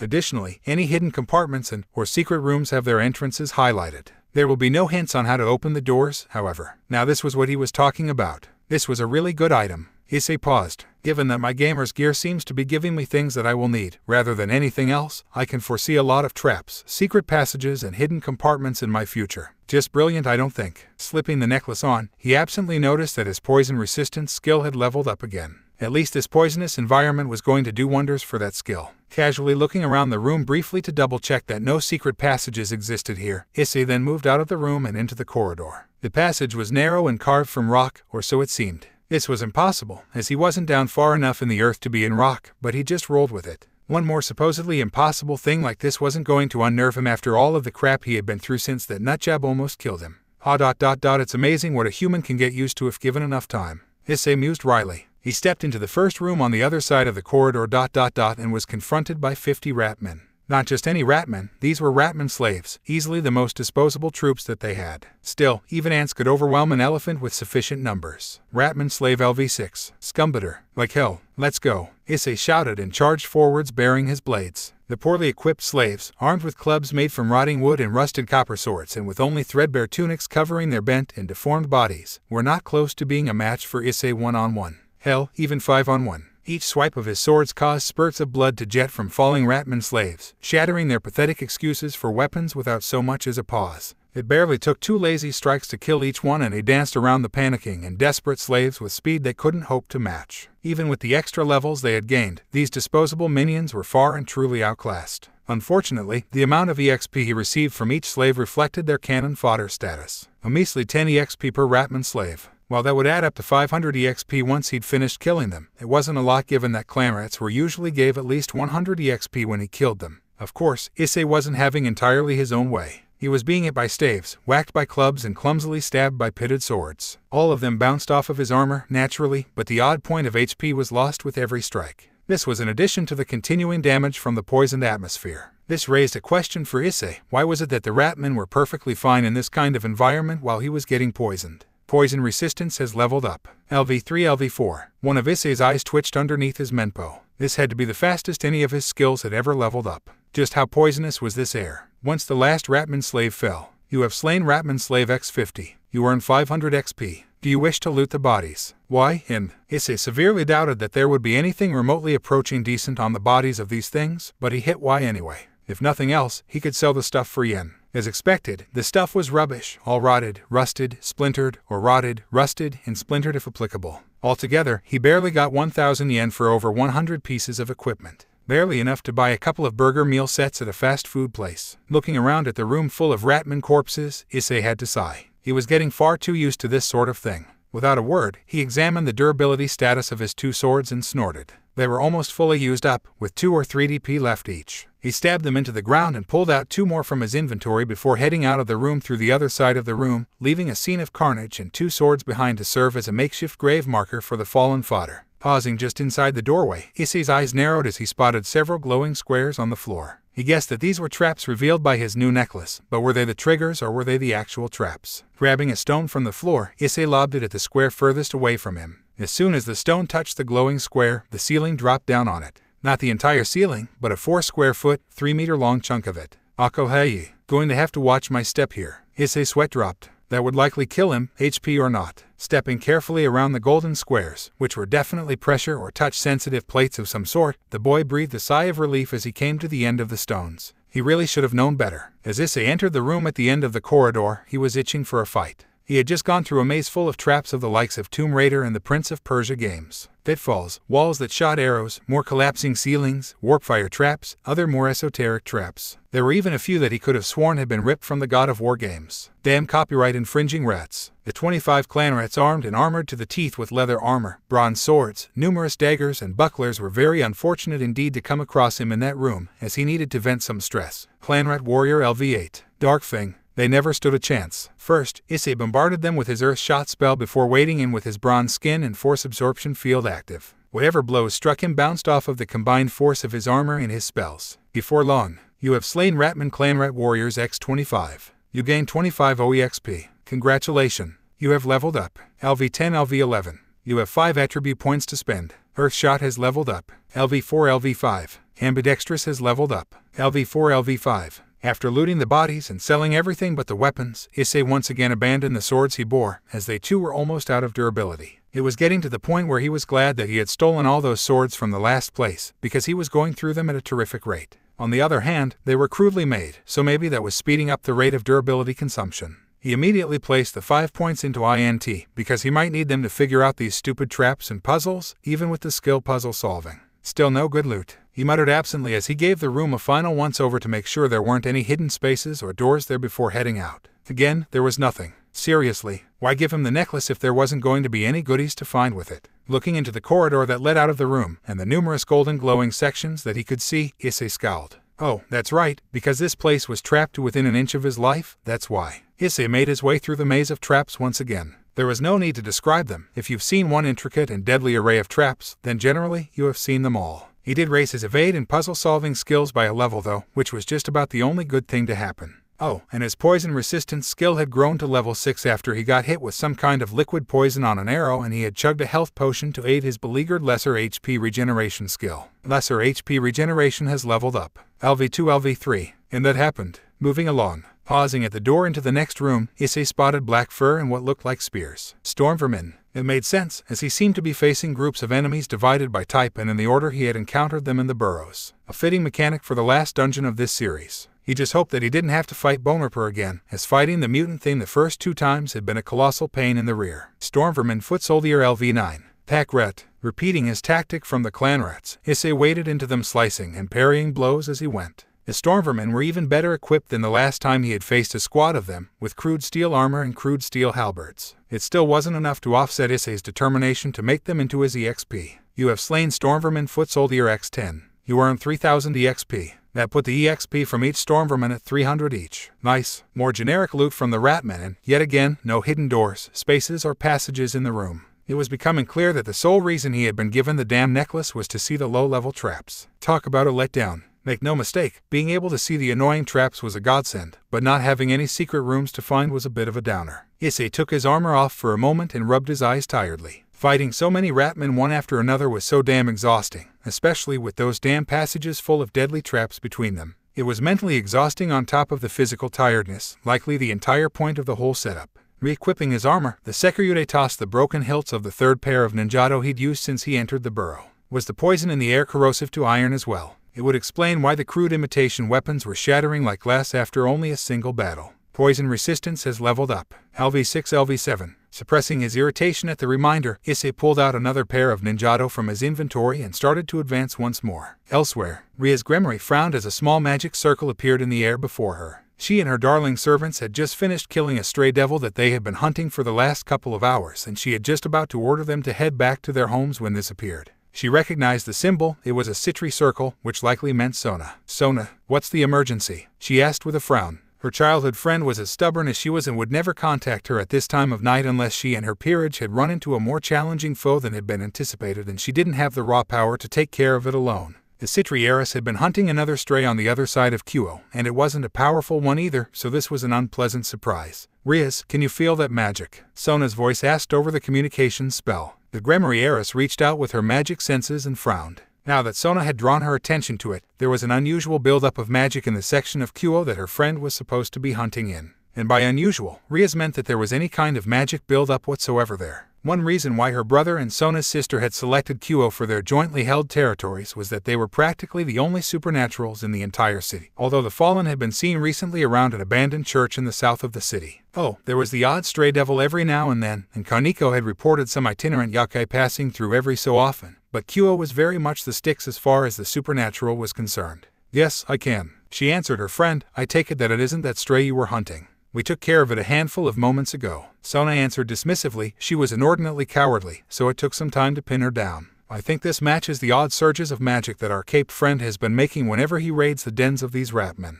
I think it's time we sat down with him and found out what the hell is going on here. Agreed. The crimson-haired ruined princess said with a sharp nod that went unseen by her friend. Wait for my peerage and I to show up and we'll track down this magic source. Already done, Rias, her friend said somewhat smugly. We're standing outside the old bomb shelter on the eastern edge of Kuo. It's emitting magic like a fountain, but I have Tsubaki containing it. I blasted the door down, but the air coming out is poisonous. Not enough to affect devils, but a human would be dead in a few minutes. A regular human, anyway. Ria's frown grew deeper. The masked and caped person who was rampaging through their territory after these Ratmen was becoming more mysterious the more she found out about him, rather than less. Fighting ability with a sword that grew verifiably within what had to be a relatively short time frame. Magical ability that seemed to be based in earth magic and barriers at least. A nigh paranoid desire to keep his identity concealed, and now either the willingness to dive into an enemy stronghold filled with poison without care or doing so with the ability to ignore or severely mitigate said poison. She honestly didn't know quite what to make of him. Chivying her servants to hurry, Rias teleported them to Sona's location. Standing there was Sona's much larger peerage. The student council vice president and Sona's queen, Tsubaki, stood in the middle of a magic circle that was keeping the toxic air contained within a bubble around the building. Standing gaping at them next to his new master was Saji Genshiro. Saji-kun, don't stare, Sona said, a small hint of amusement in her voice. Boo boo boo boo. The newly reincarnated devil stammered. Gremory-senpai's a devil too. You just reincarnated him this morning, didn't you? Rias shook her head in amusement. A stray devil hunt on his first night as a devil is a bit much, Sona. He didn't have to do anything but watch, Rias. Her friend sniffed as she adjusted her glasses with one finger. With these Ratmen around, I didn't feel that it was safe to leave him alone with his family. What sacred gear does he have? The redhead asked curiously. Absorption line, one of the sacred gears holding a soul fragment of the former Dragon King Vritra. Sona answered somewhat smugly. While not a Longinus level sacred gear, any dragon-type sacred gear was a boon, even the lowly twice critical. One of the sacred gears holding Vritra, a former member of the 5 Dragon Kings and the first evil dragon, was quite the step up from a twice critical, and the Citri heiress was right to be proud of getting her hands on its wielder. Congratulations, Sona, Rhea said honestly. She was a bit jealous, but Sona had claimed him first as per their agreement, so there was nothing to be done about it. Besides, Sona had almost been forced into an arranged marriage like her own. She had faced the man in question in a game of chess with the engagement on the line and won. But there was no telling if her family would try to pull something like that again, so having a suitably powerful piece in her peerage was a good trump card to hide. So what has happened since you arrived here? Sona nodded. Well, the rest of my peerage is securing the area from possible human investigation. It isn't likely in such a remote part of the town, but an ounce of prevention is worth a pound of cure. Tsubaki is containing the air from the bunker inside this dome, and Saji and I have been overseeing things. As expected of Sona, every T crossed and I dotted in the most efficient manner possible. The Gremory heiress nodded to herself. Good. So then, my peerage, me, you and Saji-kun will plumb the depths of this place to discover clues. Rias deduced. If there was one thing that Sona's peerage suffered from, it was a lack of power-type fighters. Almost all of them were technique types, which suited Sona's strategist personality, as she preferred to outthink her opponents rather than overpower them with force. In this situation, having people who could simply punch their way through problems like Kaneko could or blast them with powerful thunder magic like Akino could was to the advantage. Tiba could even count here, even although he was a technique type as well. His sacred gear, Sword Birth, could make as many of any kind of sword he could imagine, as well as give them any magical ability or attribute he wanted, except for holy and light. Using that, he could create a flame-enchanted sword to melt through the ice of a Yukiana or a wood-attribute sword to devour the nutrients of an earth golem. Yes, although it is a shame that Tsubaki is the only one who can maintain this dome. Sona sighed. Mirror Alice would be very useful down there. Reyes agreed. That sacred gear rendered power types useless, as it used their own overwhelming strength against them. If you didn't know that Tsubaki possessed it, it would send your attack, physical or otherwise, right back at you with its strength doubled. It had 4 weaknesses though. 1. It was unidirectional, meaning that it could only block an attack that came from a single direction at a time. 2. The user had to purposefully activate it. If Tsubaki wasn't aware of an attack and didn't activate her sacred gear, it wouldn't be reflected. 3. She could only generate a single mirror at once. 4. It could not be used consecutively. If she used it to block an attack, she would have to wait at least a few minutes for it to recharge before activating it again. That's what you get for not getting your bishop soon after your queen. Riz teased her. Saji stood to the side looking clueless. Sona pouted and turned her nose up at her friend. Chuckling, Akino led the way to the door. Sona had obviously exaggerated when she said she had blasted the door out of the way. What she had done instead was to make a large blade of water and carve the door frame out of the concrete it was set into. It was a chilling demonstration of her imagination, as she had obviously used her power to shape the water blade into something approximating a monomolecular edge that could cut through almost anything. Although the bodies of devils were far more resilient than those of a human, making them immune to weak poisons, this did nothing for the cloying smell that wafted out of the gaping hole in the wall. Akino's nose wrinkled in disgust and she quickly cast a deodorizing and smell filtration spell on herself and the entire group, starting with Kaneko, who had a cat-like sense of smell as a former Nikosho. As soon as Kaneko set foot in the bunker she froze before shuddering. Kaneko, what's the matter? Riaz asked worriedly. So much life. The petit rook choked out, twisted, corrupted, wrong. Many rats, one human being. He kills the rats. Are you sensing them via your Yoki sensory abilities? The crimson-haired ruined princess breathed, or ... is it that? Second, the former Nikosho gulped. But you, please. I can't. You stay up here and guard Tsubaki. Her king ordered briskly. Kaneko nodded thankfully and retreated from the bunker at a fast walk. Still, Sona muttered to Rias. Still, she whispered back. Kaneko had been terrified of becoming like her sister, Kuroniko no Kuroka, ever since she had slain her master and become a stray devil. She refused to practice senjutsu or yojutsu and almost never allowed her tail and ears out around others, even Rias. One theory that some devils had floated around was that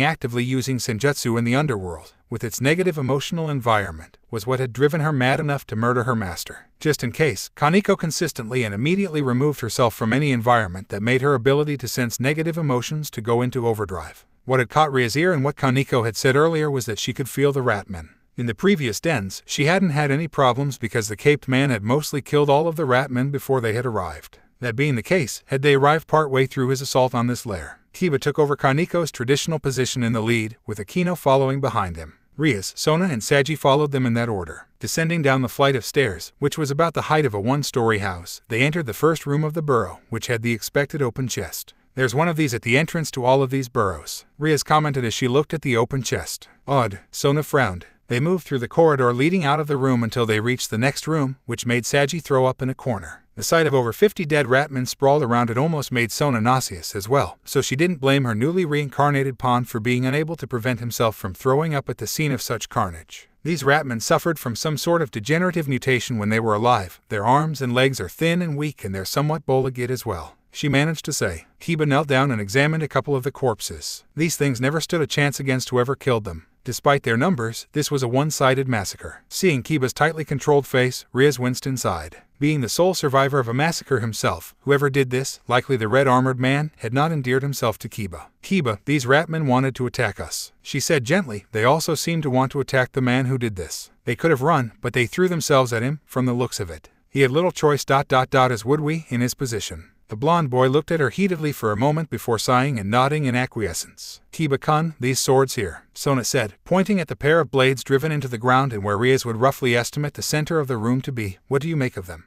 The knight walked over and inspected them briefly. They're trash. Cheap steel full of impurities poured into a mold and cooled rapidly. Whoever made this was either completely unconcerned with the quality of the sword that came out or a complete novice at swordsmithing. Whoever left them here made the right choice. They're almost ready to fall apart, and not just because of the shoddy workmanship of the swords. The poison in the air is corroding and dissolving them rapidly. Any metal not protected by magic or forged with magic is going to be eaten alive and fall apart in short order. Without being ordered, with a snap of her fingers, Akino cast a magic circle over the group that protected their metallic objects from being corroded. Thank you, Akino. Riaz nodded at her old friend. Now, let us continue on. We have to catch up to the one responsible for this and find out the truth of what he knows. They advanced on the exit before Kiba waved them to a stop. Traps, he said, a lot of them. They're fairly basic pressure switches, but judging by that hunk of rock over there, they'll bring the ceiling down on us if we step on them. Odd, these ones haven't been tripped, but a lot more further down the way have been. Probably more complex ones that he couldn't spot, Sona theorized. Riaz and Sona worked their magic to neutralize the traps before the group continued, passing by arrows, destroyed blade traps, and even having to fly over the occasional pitfall trap. The defenses on this place felt like they had been designed by a paranoiac with limited resources and a lot of free time. The second room they came to was a smaller repeat of the first. Half as many ratmen as before were piled up in it, and there were lumps of rock intermixed with them. Oh, didn't I tell you? Our mystery man has earth magic. Riaz answered when Sona queried her. He used a rock bullet spell against that ratman flesh golem when last I saw him, which is around about the right size for these piles of loose rock. Sona raised an eyebrow. Earth magic was not a common field for magicians, be they devils or humans. It lacked versatility and was generally used defensively, if at all. That this man was using it offensively was a surprise, to say the least. Then again, it could be that needs must when demons drive, as the old saying goes. Ergo, he was using what he had access to because it was all he had. It made sense for someone who had admitted to Riaz that he was relatively new to the supernatural world. The passage through to the next room had even more traps than the last one, including flamethrowers. Flamethrowers that packed one hell of a punch with their green fire, and the spike traps, and the one blade trap that would have taken Kiba's foot off had he been a second slower. I am beginning to hate whoever designed this infernal passageway. The blonde boy growled as he shook his leg slightly, making sure that he hadn't lost anything. I'm not exactly happy with them either. Akino eyed the end of her long ponytail, which had been singed by a sudden burst of green fire from the last fire trap.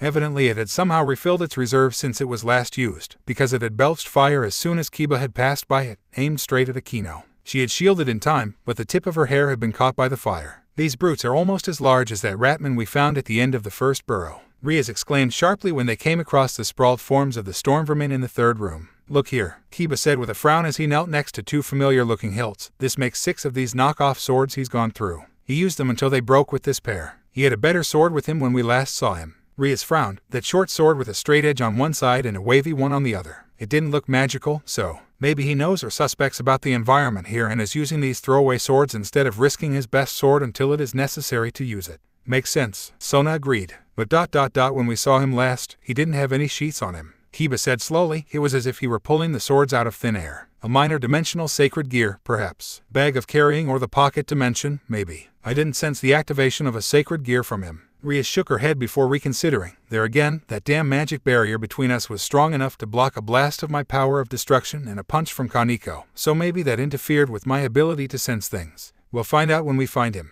How long ago was he here, Kiba? Less than 5 minutes. The knight replied instantly, barely glancing at the massacre scene around him. Good, it's time we found him, Riaz said briskly. Over with Saji, she could see Sona succinctly filling him in on what had been happening in Kyo over the last few weeks as they walked. The passage was, as expected, full of traps. Their quarry had clearly been through here, setting off some of the more tricky traps, but leaving the more obvious ones untouched. Clearly, he was learning some of the signs of the more commonly used traps that these rat men used. "But Kiba said after a minute or so of walking, "it's one of those force fields again." Rias walked over to stand next to her servant and scowled. The path branched in two ahead, with one entrance blocked off by that jade-green force field, which was presumably where their mystery man was. Sona also came up and peered at the force field. "Well, I think I might have an explanation as to why it resisted your magic, Rias. Have a look at the corners of the doorway." Looking, the crimson-haired ruined princess saw bronze spikes jutting out of them, evidently a focus for the barrier. Those spikes are linked, in all likelihood, to whatever mystical power source that powers the entire base. Sona theorized, "I suspect that the one you encountered before was the same. If it has an entire base's worth of magic power reserves to draw upon, then even the vaunted power of destruction would fail if you only put in enough power as you thought necessary to break it. And even if I didn't hold back here, the explosion and backlash from it could bring the ceiling down on us." Rias finished. "Just wonderful. Well, we seem to be being herded, so let us enter the lion's den and find out what is there." "Is that a good idea?" Saji asked hesitantly. "I mean, whoever these rat men are, they obviously do not want anyone to enter their base here. Shouldn't we call for reinforcements or something?" "No," both kings said immediately, making the blonde boy wither and fall silent, much to the amusement of Akino and Kiba. "I will not ask Oni-sama, one-sama for help." The two high-class devils thought in unison. Images of possible mass-scale destruction from an angry crimson devil and an enraged Maho Shoujo danced through their minds and firmed their resolve further. Without another word, the group headed up the open passage. It completely failed to surprise them when another force field crackled into existence once Saji cautiously stepped over the threshold. The passage was, surprisingly, not trapped, and led to a staircase that twisted around to another level. That was an observation booth, Sona said in bemusement. The room was about twice the length of a classroom at Kyo Academy, with numerous small seats that were just the right size for ratmen to sit at dotted all over the place on raised platforms, 13 of them all told. All were empty. They faced a large window looking down over a largish arena that resembled the two Rias Peerage had seen before. Standing in it were 5 of the most disgusting monsters they had ever seen, rats the size of ogres, with drooling maws full of sharp teeth and long claws the length of short swords on their arms, long tails capped with blades of metal lashed out behind them. And before them stood a figure wielding 2 of the imitation ninjato that they had seen in the first 2 rooms. A brown cloak hung from his shoulders and he was clad in red armor on his chest, arms, legs and head. "What in the name of the Mao are those things?" Sona gasped. "He fought them before, when we first met him at the first arena," Rias said with a deep breath, "but my peerage and I saw him fight and defeat a much larger one that had been made into a flesh golem. We should go and help him." The Citriera said with a frown, "No matter his skill, 5 of those monsters at once is too much. Unfortunately, there's another one of those damned barriers outside the glass," Akino put in, nodding at the slight green tinge to the window. Both Rias and Sona clicked their tongues in frustration. "Sona, let's start analyzing the barrier for weaknesses," Rias suggested. "I don't care if it's powered by a nuclear reactor, it has to have a weak point. If we can pinpoint that and hit it together, you, me and Akino, then we should be able to pierce through it. A solid plan, as there's no sign of any power cables or anything we could sever in here." Sona nodded. "Let's get started. Oh my." Down below, the first 2 rat ogres hurled themselves forward at the armored man, but slowed down noticeably once they got within a certain range of him. This gave the man the chance to swipe both of his swords in a scissor-like motion, cutting off the attacking claw of one of the attacking monstrosities. He then ducked under the swipe from the other one and severed its tail before leaping back and stamping his foot for some reason. The 2 overgrown rats bellowed in pain as blood spurted from their severed limbs. "That was brutal," Saji exclaimed, looking a bit green from the gore. "No, he's simply fighting smart," Sona corrected as she absently created several circles to analyze the barrier. Getting a solid, killing blow on one of those monstrosities with a short sword would be extremely difficult. Instead, he's going to try to bleed them to death, similar to the old Indian torture technique, the death of 1,000 cuts. If they keep letting him wound them like that, it'll work too. One of the injured rat ogres, the one missing its tail, leapt forwards again to try and avenge its lost limb. As it landed in front of the target of its fury, the ground beneath it gave way and it fell into a pit wider that it could stretch its arms with a yowl of surprise. A pitfall trap. There, Rias raised an eyebrow before the other shot up in realization. Oh, that's what the stamp was for. He must have used his earth magic to create it when he fell back. How clever. I didn't see a magic circle. Sona frowned. Magicians and devils that relied on magic circles were quite common. Doing so made it easier to cast the spells. They could be cast almost instantly for a very negligible loss in power, and it was almost impossible to stop someone from casting it. Compared with using long-winded incantations, the advantage was easy to understand. There was a level beyond those 2 though, those who could cast spells without needing either an incantation or a magic circle. Angels could summon forth their light spears like that because it was as natural to them as breathing, and it was that natural ease that was necessary in order to cast spells the same way. Sona could name only 3 devils her own age who could manage even one spell without incantations or magic circles as a crutch, and she was one of them. He obviously had to have a sacred gear of some kind, so could it be one that allowed him to cast magic without relying on incantations or magic circles? She had read up on the various sacred gears, but there were so many that, for all she knew, there could easily be one that allowed the user to cast magic without any form of focus. When the rat ogre clambered out of the pit, it looked horrible. Its right arm had several 2-foot-long rock spikes embedded into it, as did its left leg. Blood was pouring from the wounds, but the beast, crazed with pain, didn't seem to care as it charged in again. This time, the other 4 rat ogres decided to help it out. The watching devils retreated to the sight of the armored man dodging and evading the swipes of 5 angry ogre-sized rats. Every time he did so, though, he counterattacked with one or both of his swords, leaving scored down the flanks and arms of the beasts that wept blood. "He's good," Kiba remarked. "Oh, a surprising comment from you, Kiba," Ria said playfully. Having been trained by Akita Soji, one of her brother's knights, Kiba was a very skilled swordsman. "He's about as good as I was a month after I started learning from Akita-sensei." The blonde boy stated. "He must be pushing himself insanely hard in order to progress from the complete amateur I saw in his cuts at the first Ratman den we found. A month under the insane tutelage of one of the best swordsmen in the Shinsengumi was more than enough to turn anyone with a lick of talent into a half-decent swordsman." While Riz was a modestly competent swordswoman herself, she trusted Kiba's ability to gauge the abilities of other sword users more than her own. To her, he looked more than competent. Abruptly, the swords in his hands shattered like glass, leaving barely 2 inches of the blades left. "I knew that was going to happen," Kiba said grimly. "Let's see what he does now." What the man did was a surprise. He leapt over the swipe of one rat ogre and then used its muscled arm as a springboard to sail towards one of the relatively fresh ogres. He took the brute off guard, which allowed him to stab both sword remnants right into the rat ogre's eyes, blinding it, before leaping back and out of range. The beast shrieked and roared as it flailed around looking for the one who had wounded it so badly. "Now that is what I'd classify as brutal," Sona informed Saji, who was now looking noticeably green again. Down on the arena floor, the man reached into thin air and pulled out another pair of badly made ninjato from something. "That's no sacred gear," Ria said with another frown. "No spell either." "Any ideas, Sona?" "None. Whatever he's using isn't a conventional dimensional spell or sacred gear," the Citrieris answered with a frown that matched her childhood friend's own. The blinded rat ogre was still flailing around, half berserk from the pain of losing its eyes. It clawed 2 of the other rat ogres, causing heavy bleeding on their backs from its razor-sharp claws, making them turn on it. With 2 of his enemies distracted, the armored man launched an attack on the remaining 2, cutting with both swords rapidly as he danced around them. The rat ogres were slow, and one thing the armored man had made certain to do was to not stay in the same place long enough for the oversized rats to get a hold of him. Even their blade-tipped tails couldn't touch him. "He knows how to fight enemies larger than him rather well," Riaz remarked to Akino. It certainly seems so." The former Nephilim replied with a chuckle, "But Riaz, strength to one side, he seems to be more powerful than those things." Riaz agreed with her queen. The rat ogres were big and physically powerful. That was all they had. They were slow, dumb and feral, easy to avoid, easy to trick, and easy to strike. Whoever this person was, they clearly knew how to take full advantage of those facts. In a few minutes, both of the rat ogres the armored man had been attacking slammed to the ground, dead.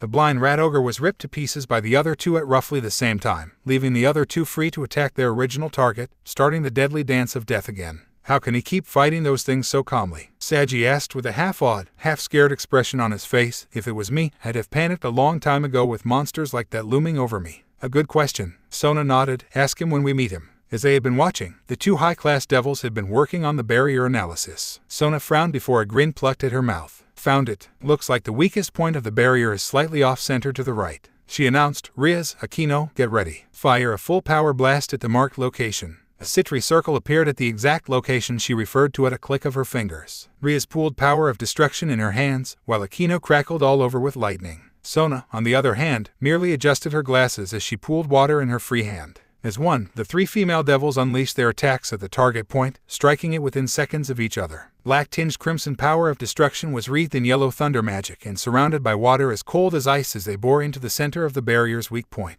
The glass, a good 2 inches thick, had shattered and melted away in the first second of the magic barrage. "Keep it up," Sona grunted. "It's starting to fail." Indeed, the green barrier was straining at the edges to keep up with the requirements of stopping the power of 3 devils, 2 high-class and 1 mid-class. Green lightning arced off it in places and holes appeared around the point of impact before being sealed up sloppily. After a few more moments of tense struggle, the barrier finally dissipated, the emitters melting into a puddle of boiling metal from the strain they had been under. The 3 female devils smirked in satisfaction before they noticed one vital detail. The armored man was gone. The corpses of the 5 rat ogres were there, but not the man they were after. Another pair of doors stood open at the other end of the arena, one blocked by another crackling force field. "I am becoming sick of constantly falling short of catching up with this man." Riaz pouted adorably. Not something you're accustomed to, Arias. Sona teased her, but she was irked too. Let's go. The Grimoire sighed, considering herself mightily generous by not spanking her old friend for that quip. Yes, her body was naturally seductive by nature, and that usually meant she had to avoid getting men coming onto her rather than try to get them on her to come onto her, but there was no need to be snarky. The group entered the other doorway, the force field crackling into place behind them. With Issei, you have slain Rat Ogrex 5. You earn 26 OEXP. Short Sword Mastery has leveled up.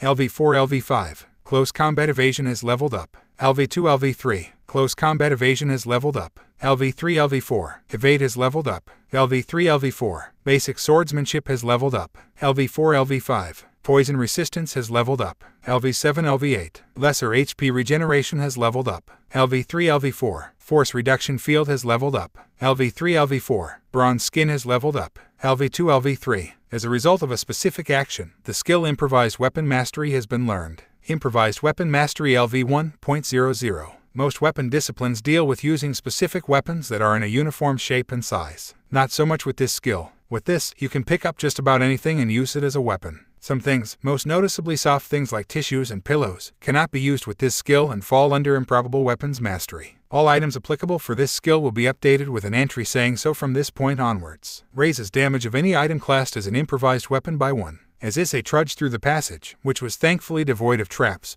he was quite pleased with the way his skills had leveled up over that last fight. There again, he would rather not have to fight 5 level 9 rat ogres at once again. He had almost panicked half a dozen times before his gamer's mind kicked in and enforced some calm onto him. What had worried him, however, was the bulging barrier at the top of the arena. Had something trying to break through it into the arena, or were the ratmen trying to freak him out? Whichever it was, he hadn't stuck around to find out. Collecting any loot at a run, he had entered the door and the force field went up behind him just as the large one broke. Reminded of the loot, Issei brought that screen to the forefront. Most of it was rather gross, claws, fangs and the like, but one item caught his eye. X2 Rare Candy. He halted and one eye twitched. Was he a Pokémon now? In the game, Rare Candy was used to immediately raise the level of a Pokémon by 1 per candy. As per the name, they were relatively hard to come by and should be used sparingly depending on what Pokémon you were raising at the time. But he was no damn Pokémon. Rare Candy. Rare item. Consumable item. As you think, this sweet automatically raises your level by 1. On the downside, it resets your level progress counter to 0. Up to you if you want to eat it or not. The other eye twitched in sync with his first one. That almost decided it. There was some sort of intelligence in his gamer's gear and it was a snarky bastard.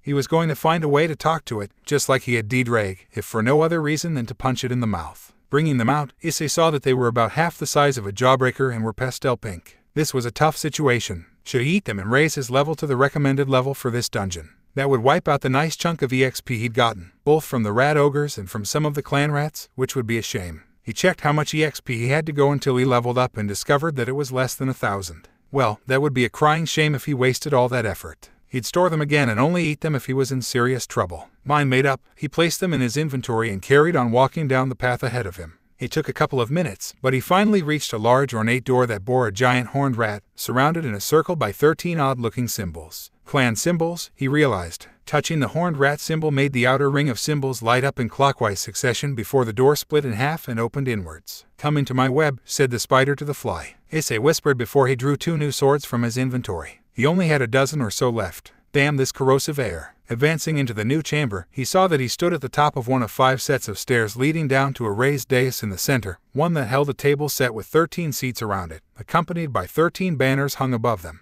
The Council of 13. Issei muttered, remembering the Deathmaster saying something about how he had slain one of them already. Cautiously descending the stairs, the Sekyude felt his nerves singing with tension. Of any room he had ever been in, this one screamed trap. To him the clearest. If the ratman set Jezeliers to snipe at him from the top of the outer rim of the room while he was in the center, he'd be helpless to guard against all of them. When he reached the table, he blanched under his mask. There were dead ratman bodies around the table, 12 of them. All of them had had their throats slit. They had been assassinated, and at least a day ago, judging by the dryness of the bloodstains. Snitch, he growled. The master assassin of Clan Eshin had murdered the rest of the Council of 13, including his own boss, judging by the shadowy clothes borne by one of the bodies. But why? Silly man thing. A squeaky voice cackled from behind him. Issei whirled around to see Teaksqueak, the warlock engineer who had reanimated the body of Bonaparte to attack him as a flesh golem. The cybernetic ratman stood at the top of the set of stairs opposite from the set Issei had come from. Flanking him on either side were 2 teams of Jezeliers. This was Snitch's doing, at your behest, I'm guessing,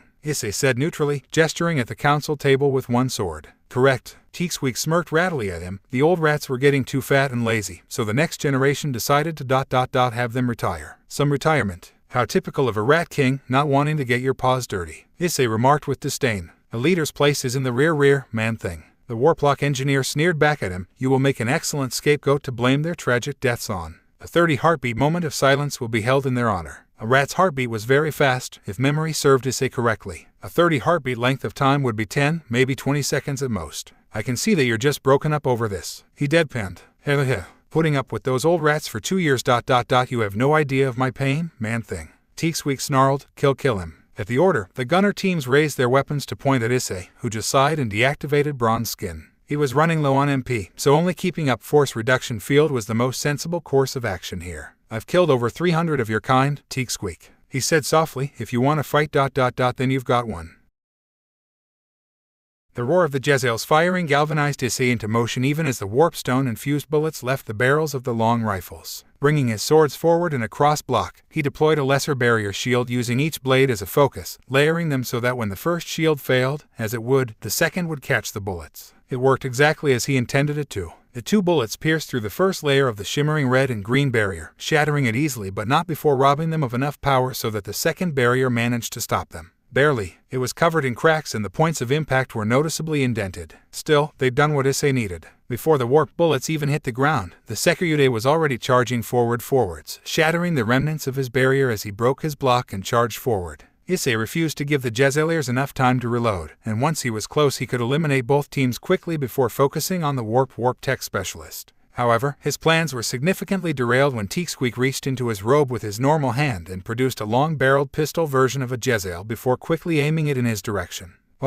Using every bit of his strength, Issei leapt forward just as the warplock engineer pulled the trigger. He was just lucky and fast enough, as the bullet screamed over the top of his head, scraping away shards of his helmet as he dived below the shot. Still, rolling back to his feet, he was steps away from the Jezzailers, who were frantically trying to bring their weapons to bear after reloading them. Before they could, Issei was in amongst them, striking out with both swords in a flurry of flashing metal. Up close, neither set of ratmen had a chance against him, neither carrying any form of melee weapon they could draw in time. Even when one of his swords broke after decapitating the second rat, the other 2 still fell with a single strike each, one with the jagged remnant jammed into their throat and the other with their throat cut open. You have slain X2 warplock Jezzail teams. You gain 850 EXP. Warp lightning. Teak screeched as he pointed his crude cybernetic arm at Issei. Several small blades suddenly sprouted from grooves going down the arm before sickly green electricity seemed to surge through them, dancing down the limb and filling the room with an eerie glow. An instant later, the lightning later seemed to coalesce along the tips of the limb's clawed finger before firing at Issei. There was a reason why the phrase lightning fast was a thing.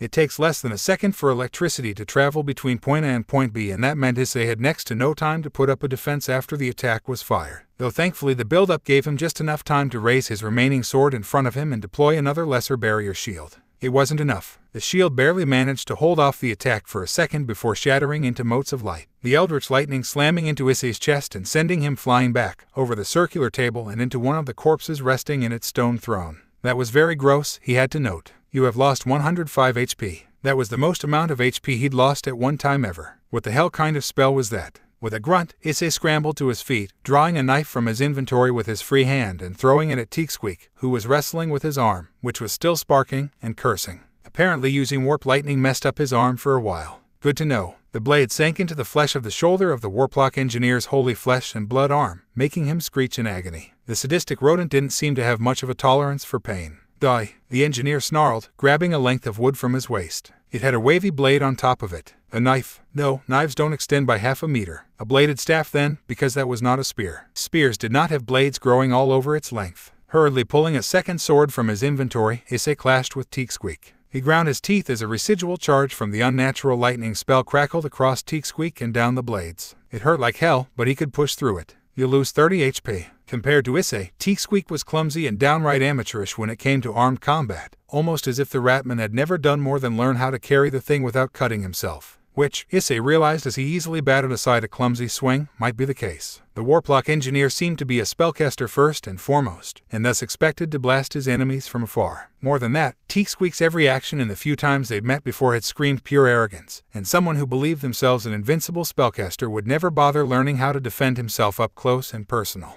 It would be like admitting that an enemy could possibly get through their magical attacks and traps, something that their ego would never accept. Gamer's mind was very useful for making well-reasoned deductions. That's going to be his last mistake, the security thought with a savage grin. Wielding both swords in a flurry of cuts and stabs, Issei slowly chipped away at the Warplock engineer's health bit by bit while dodging and parrying the erratic flailing of the bladed staff. After several moments, an opportunity presented itself. Deflecting a thrust from Teaksqueak's staff with one sword, he managed to knock the Ratman off balance for a moment, which gave him an opening he gladly took, lashing out with a straight kick that slammed into the throwing knife still embedded in the engineer's shoulder. Critical hit. Teaksqueak's right arm is crippled. With a pain spasm and a shriek, the staff fell from Teaksqueak's nerveless fingers as the arm flopped down uselessly at his side. That was the good news. The bad news was that at the same moment, roughly speaking, Teaksqueak's arm started to whine. Die, Warpfire, the Warlock engineer shrieked in triumph. Are you insane? In this enclosed space you'll cook the both of us, Issei shouted. But Teaksqueak just cackled and ignored him, too far gone in pain and fury to either listen or care. This was going to suck. With the Gremory group, Sona and Sagi, the sound of guns firing put the devils on high alert. While firearms were something that could be neutralized beforehand via a clever little spell that turned the chemical propellant into sludge, or even blocked with magic circle shields or body reinforcement, given enough forewarning, they could and had still killed unprepared devils before. Their bodies may be stronger and more resilient than humans, strong enough to even withstand small caliber rounds with nothing more than bruises and occasionally cracked bones, but rifles and heavier weapons were still a very real threat. Move, Riaz ordered, and the group started running. Not 2 minutes later, they came across another window looking down on a vast chamber just in time to see their quarry literally dodge a bullet from a pistol-wielding rat creature with crude cybernetic implants dotting around its body. Sagi gaped at that. How the hell? He noticed the rat creature drawing the firearm and dodged the moment he noticed that it was drawing a bead on him. Sona answered as she adjusted her glasses with one hand. In the end, it was just as much luck and his foe's foolishness as skill that he managed to dodge the shot completely. If that creature hadn't aimed for his head and instead gone for a body shot or even waited to aim more before firing, then our friend likely would not have fared so well. As it is, he was lucky enough to just lose a few hairs, metaphorically speaking. He has gotten better, Kiba noted mildly as the red-armored figure below clashed with the gun-wielding Ratman, cutting 4 of the 5 down with wide, precise strikes. He winced as one of the swords shattered though. He really needs to get better weapons though. He winced again when the figure stabbed the jagged remains of the broken sword into one of their throats. Though he's admittedly quite good at using even the broken remnants. He added a bit irritably, using a broken sword so brutally was not something the honorable young knight enjoyed seeing. That doesn't look good, Akino muttered as the cyborg Ratman raised its left arm and green energy surrounded it. Then she was blinking and the purported human was, despite a hastily erected shield, sent flying back and slamming into one of the Ratman-sized chairs around the table and the corpse it had on it. Gross, Sagi wrinkled his nose. I'm surprised he can even move after that kind of punishment. Riaz mused. I mean, it wasn't as strong as one of Akino's Thunder Blast spells, but any normal human should either be dead or comatose from that kind of hit. Yufufufu, the infamous S&M enthusiast, wriggled at that. She was always on the lookout for more durable playmates. That one time Riaz had joined and had been fabulous. Who knew she could be such a good sub? Rolling her eyes at her old friends. Predilections. Riaz very carefully did not think of the one and only time Akino had convinced her to be a bottom in one of her sessions. It had been stimulating, to say the least. Who knew that being a sub was so liberating? Down below, the human had leapt to his feet and pulled a knife out of nowhere, throwing it into the shoulder of the Ratman with some skill. Drawing yet another sword out of wherever the hell he kept them, he then charged at his enemy, who pulled a staff out of nowhere to defend itself. Sona abruptly shook her head. They were so caught up in watching that they had completely forgotten to do something about it. Fucking bystanders syndrome. Riaz, we have to get in there, she said crisply. He might be good against purely physical threats, but magic tips the scales against him. Agreed. The red-headed devil shook her own head as if to clear it. Unfortunately, our old friend the force field is back. And indeed, the crackling green force field was in place outside of the windows. Just how many of those damn things are there? Sona growled in irritation. I think we can get out from over there. Kiba pointed at the door on the far side of the chamber, just behind where the Ratman was standing. The door there should lead in here, so we can probably get out that way. Let's move then, Riaz said decisively, when a curious Sagi pressed a button, turning the microphones of the room outside on and piping the content to the room they were standing in. Die, Warpfire, are you insane? In this enclosed space you'll cook the both of us, the red-armored figure shouted. The only answer was cackling from the Ratman as a ball of sickly green and black-tinged fire bloomed to life in front of his only working hand, the other having been disabled while the devils had been talking. Then, with a dull roar, the fireball of unnatural origin unleashed a searing gout of flames that sought to engulf the human who stood before it.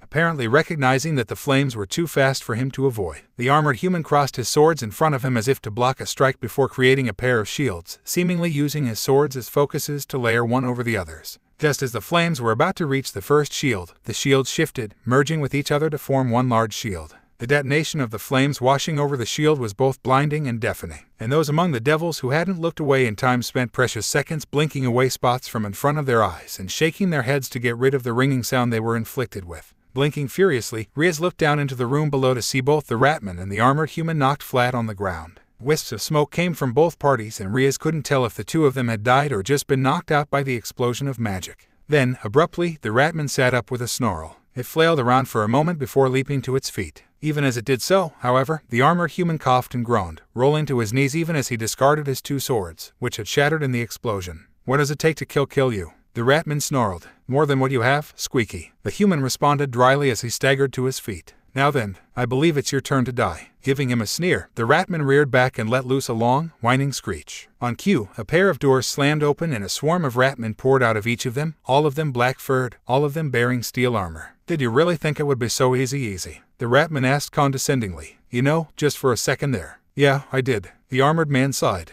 "Well now, I might actually die with this many enemies ... like hell I'm going to let that happen." A blue glow from his right arm drew everyone's attention. A blue gauntlet of light appeared in a dazzling flash. "Game on." The gamer's gear. Sona gasped in realization. "You know this sacred gear, Sona?" Riaz asked sharply. The Citrieris nodded. "It's just a step down in terms of power from the 13 Longinus, Riaz, one of the few that can become comparable to them in power if allowed to fully mature. Games, the RPG variant anyway, were introduced by the two wielders of the gaming gears over 80 years ago. There are always two of them, and the orange-colored one is usually disruptive and chaotic. As this man wields the blue one, he should be safe to approach. Host will to live, confirmed. The gear announced. Threat to host's life, confirmed. Host's determination to survive, confirmed. Commencing evolution. Slowly, the gauntlet of light changed shape, becoming less like the bracer of a knight's armor and more like an armored glove. A white line extended from the center of the wrist to the elbow joint. Gamer's gear, second stage. With Issei stared wide-eyed at his newly evolved sacred gear. He didn't know what had caused it to evolve or why, but he really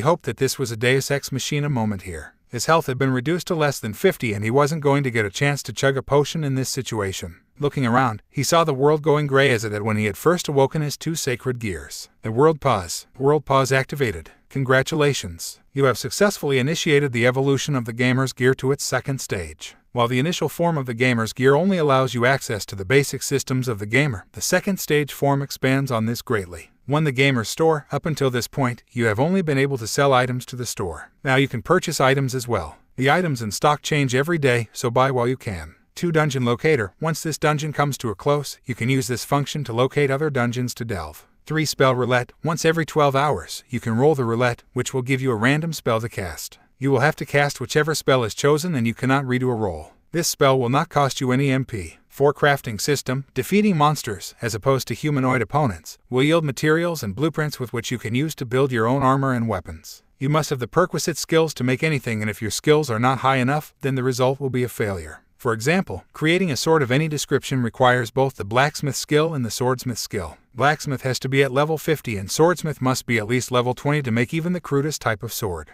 Best of luck with your own weapons. In addition, your gamer's gear now has an armor value of 100 and adds plus 20 to all damage dealt using unarmed combat attacks. This concludes the gamer's gear second stage tutorial, and it is hoped that you live long enough to evolve it to its third stage. Prepare for combat. World pause deactivating. Shaking his head as his mind struggled to comprehend the latest curveball the supernatural world had thrown at him, he just knew one thing: he had to use the new ability that his sacred gear had given him. In the best-case scenario, it would be an attack spell that would kill most, if not all, of the storm vermin around him. Worst-case scenario, it would be something like the self-destruct attack from Pokémon. He tried not to let himself dwell on the later possibility. Spell roulette, he shouted, punching the gamer's gear into the air just as the last of the grayness faded. Roll. Above him, a single reel from a slot machine appeared and started to spin. It then slowly ground to a halt ... on white flames. Magic selected, Joka, and ran. Okay, that certainly sounded cool. Issei wondered how he was supposed to use it. Suddenly, his body started running through hand signs like a goddamn ninja out of Naruto. Man thing. Die. Teaksweek screamed, sensing the magical power building up. Kill him. Almost as one, the small army of storm vermin charged forwards, attempting to overwhelm Issei before he could cast his spell. But it was too late. With a clap of his hands, the spell was completed. When that happened, Issei also knew what the spell did. Joka and ran. The Sekurite shouted. All around him, a curtain of blazing white flames appeared, the purity of the flames making the Ratman, created by the corrupted and twisted power of Warpstone, flinch back in instinctive revulsion. With a roar that made the sound created by the warp fire spell sound like bubble wrap, the Joka and Ran exploded out from around Issei, hungrily consuming all things in the room that were tainted by evil and corruption. Meaning anything to do with warpstone was instantly devoured by the fire, including the Ratmen. In 10 seconds, all of the Stormvermin were devoured by the flames and they winked out, leaving behind the crumpled remnants of their armor and weaponry ... as well as Teak-Squeak. Oh, for the love of... Issei groaned. You're more persistent than a cockroach. The warplock engineer was not looking too healthy, despite still being standing upright. The fading remnants of several dome-shaped shields surrounded him, his fur was smoking, he was panting heavily and his cybernetic arm was flopped to one side uselessly. Despite having blocked most of the Joka and Ran, the effects from the purifying flames had at least somewhat bypassed his shields and weakened him, possibly even destroying the warpstone inside of him that gave the Ratman most of his power. Man, thing, Teak-Squeak hissed in fury. I will not die. Die here. You really don't have a choice in the matter. The sacred gear user pointed out wearily. This had been one exhausting day, and he still had to find the damned Ratman breeder. Pulling the very last of his ninjato out of his inventory, Issei stepped forwards to advance on Teak-Squeak. Then, a voice rang out. Hold it right there, both of you. Turning his head, Issei saw the origin of the voice, one Ria's Gremory, along with all of the orc except Kaneko, with Sona Citri and, of all people, Saji Jinshiro tagging along.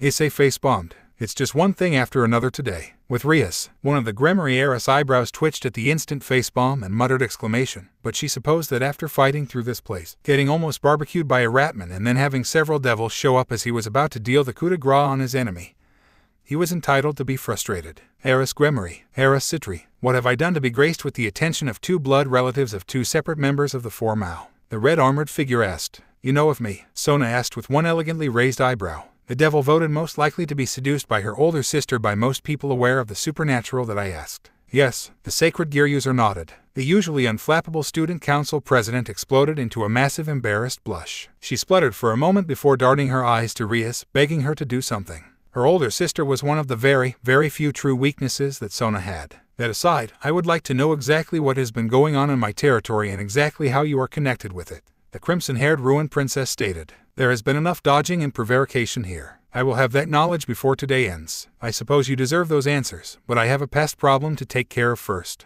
The red-armored figure said evenly. Tomorrow, I'll tell you everything, or at least as much as I can, tomorrow. Excuse me now. He looked at Rias for a moment until she was forced to nod. It was reasonable to set a time and place. The old school building at Kyo Academy. Somewhere neutral where the likelihood of me being forced to visit the underworld is less likely. The sacred gear user corrected her. He then quickly drew and threw a knife in one smooth motion, the blade sinking into Teak-Squeak's eye even as the Ratman struggled to lift a pistol. The sudden move startled the devils even as a shining light played over the human. Level up, about damn time. He nodded and then pressed something in front of him. A pulse of magic, unseen to ordinary human eyes, but clearly visible to the eyes of a devil, shot out from him. Any weapon or piece of armor from the Ratman that it touched, it vanished. It simply washed over the devils without as much as an incident. The gamer's gear is said to turn the user into a walking video game character, Sona said, now recovered from her earlier embarrassment. Judging by how you referred to levels earlier, can I assume that's true? It is. The red-armored man nodded. I gain experience points from defeating or killing enemies, and once they reach a certain number, I move to the next level, gaining attribute points to improve my basic attributes. It's ... been a very interesting ride, to say the least.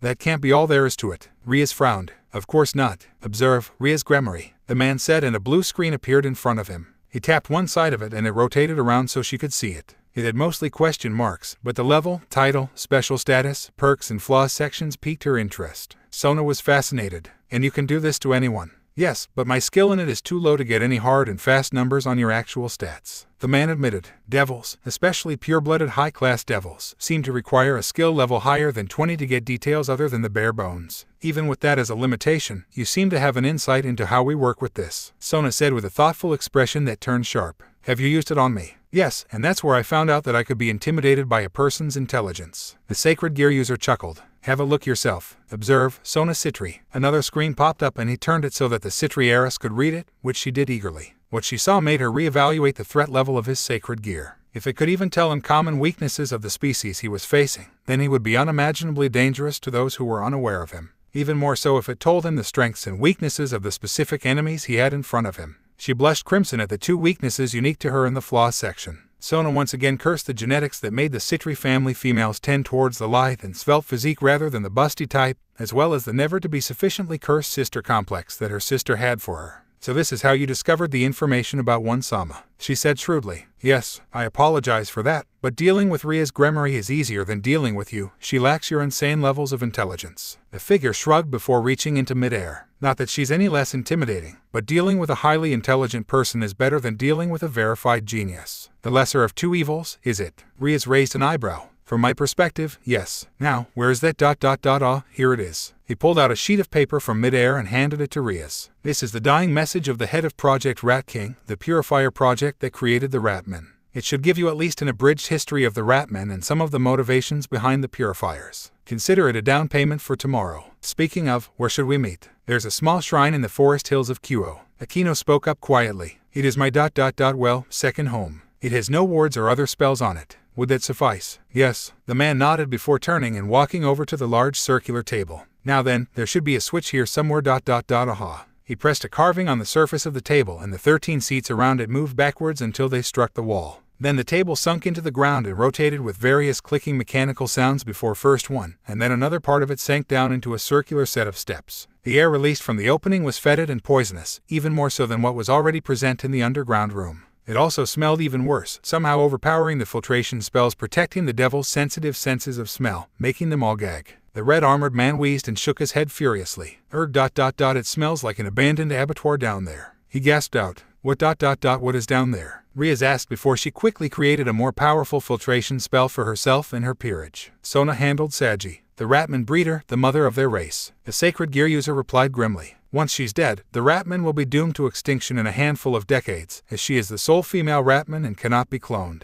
Why would you kill her? Kiba asked tensely. It seems to be the male Ratmen are the ones you should have issue with. The draconic faceplate of the human regarded the knight for a moment. I called it the smell of an abattoir earlier, and that was not me being semantic. Ratmen eat humans. I would even say that they are cannibalistic. You've seen the skeletons in the lairs. The breeder devours human flesh and bone, among other things. You devils are in charge of hunting stray devils in Kyo, but I am the one who has taken on the charge of protecting the humans from the Ratmen. This has to be finished before the breeder respawns another army of Ratmen. My life, and the lives of every human and supernatural that lives here, depend on it. After a tense moment, Kiba sighed and nodded. I don't like the idea of killing something that's helpless ... But I can see why you'd want this thing dead. The snort from the human was unexpected. Helpless? Hardly. I'm expecting a fight for my life down there. Not a single part of fighting these accursed rats has been anything approaching easy. Should we accompany you then? Rias asked. I think not, for several reasons. The man shook his head urgently. My gamer's gear makes the world as a video game to me, which includes the strength of my enemies. The weakest of you ... who isn't Saji Genshirana ... is above level 30, with both of you being close to or at level 50. If my sacred gear treats this boss like Typhon from Titan's Quest, and always counts as being 10 levels higher than me, then I'm fine.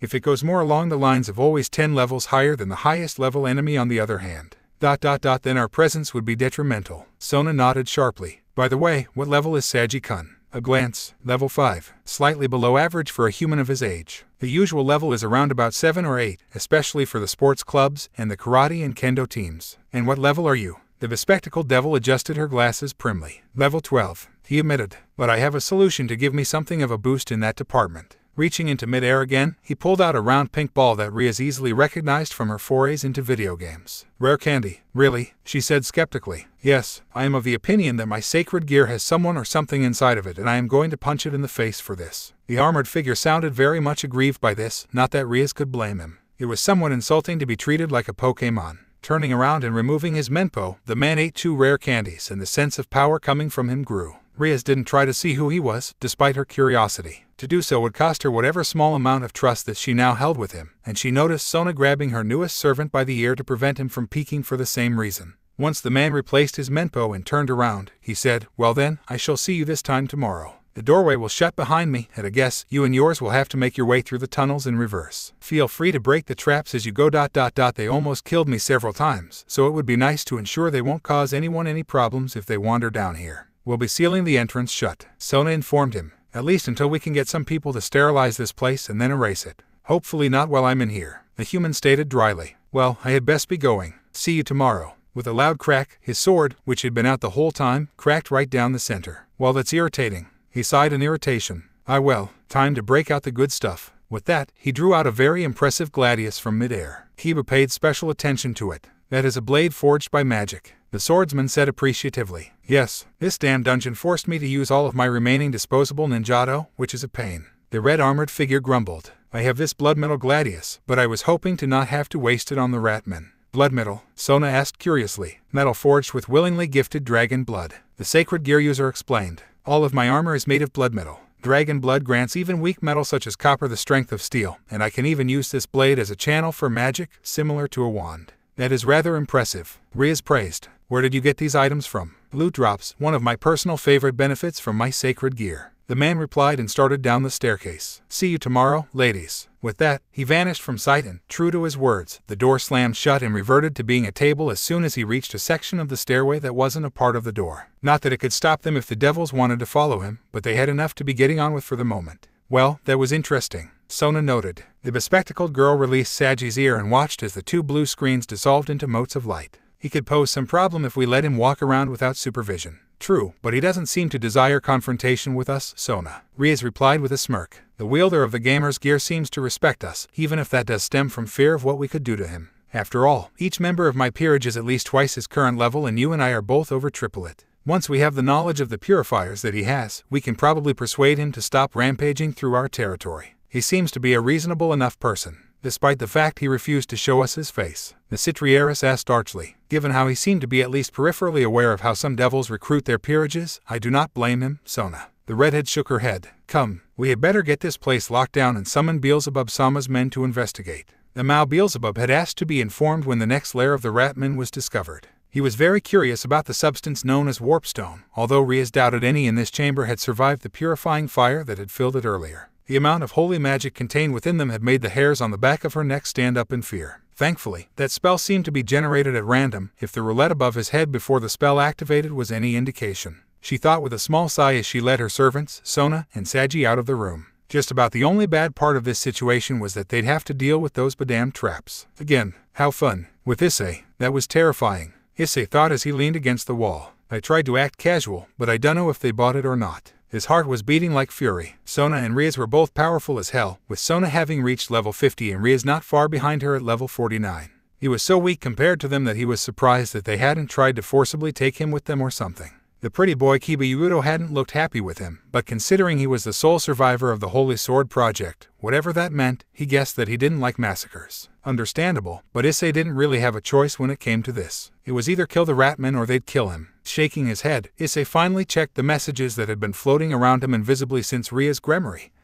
And the others had arrived. You have slain X50 Stormvermin. You gain 15,000 EXP. You have leveled up. You have leveled up. You have 10 attribute points to spend. You have slain Teak Squeak, Chief Warplock Engineer. You gain 2150 EXP. You have eaten a rare candy. You have leveled up. You have eaten a rare candy. You have leveled up. You have an additional 10 attribute points to spend. As the result of a specific action, the skill Unified Shield has been created. Unified Shield. Created by Hyoto Issei in a blind panic, this skill ... or spell, whichever you would like to call it ... has the ability to merge magical shields together, combining their durability and defensive abilities, and granting the end construct increased defensive abilities based on however many shields were merged. Number of shields that can be merged, 2. Bonus granted to Unified Shield durability, plus 10. Bonus granted to Unified Shield defensive ability, plus 10. Costs 50 MP to activate. Defensive magic has leveled up. LV3 LV4. Lesser Barrier Shield has leveled up. LV4 LV5. Knife Throwing has leveled up. LV4 LV5. Poison Resistance has leveled up. LV8 LV9. Poison Resistance has leveled up. LV9 LV10. Force Absorption Field has leveled up. LV4 LV5. Lesser Draconic Charisma has leveled up. LV5 LV6. As a result of repeated actions, the skill Pain Resistance has been created. Pain Resistance LV1, 0% XP. When you can't avoid it, you just have to bear it. This skill will help you deal with pain, but it will still be there. This skill is basically pain tolerance. A higher pain threshold, so to speak. To completely ignore pain, you should acquire the skill Pain Nullity. Reduces the amount of pain you feel by 1%. Wow, that was a lot of things to process. The 20 AP is nice, though it was depressing that he was probably going to spend them all on his INT and Ys, damn it. He opened his status screen. Name, Hyoto Issei. Class, The Gamer. Level, 15, next level, 0% EXP. Title, Ape HP, 5750th. MP, 105 575th. STR 125 plus, STA 121 plus, Dex 131 plus, INT 34, Wise 24, Luck, Shaw 75, Attribute points 20. Geez, his physical stats were just insane. Adding 10 points a level didn't sound like much when you first hear it, but the result just a handful of levels down the way was obvious. Issei looked curiously at the small plus sign next to the 3 100 plus stats and pressed the topmost one as a test. Reward for surpassing 100 in strength, skill, mighty blow. Reward for surpassing 100 in stamina, skill, indomitability. Reward for surpassing 100 in dexterity, skill, speed demon. Breaking it down simply, the level 1 versions of these new skills did this. Mighty Blow gave a 1% chance to double the damage of any physical attack he made, while Indomitability gave a 1% chance to negate 50% of the damage of a physical attack he took. Finally, Speed Demon gave a 1% chance to double Issei's dex for 10 seconds. The last one didn't make any sense to Issei, but he rolled with it. He then dropped 10 points into Wise, and split the remaining 10 into 2 groups of 5 and added them evenly to INT and Wise. It was clear that he was never going to have a good amount of either, at least compared to his physical attributes, but that wouldn't stop him from trying, damn it.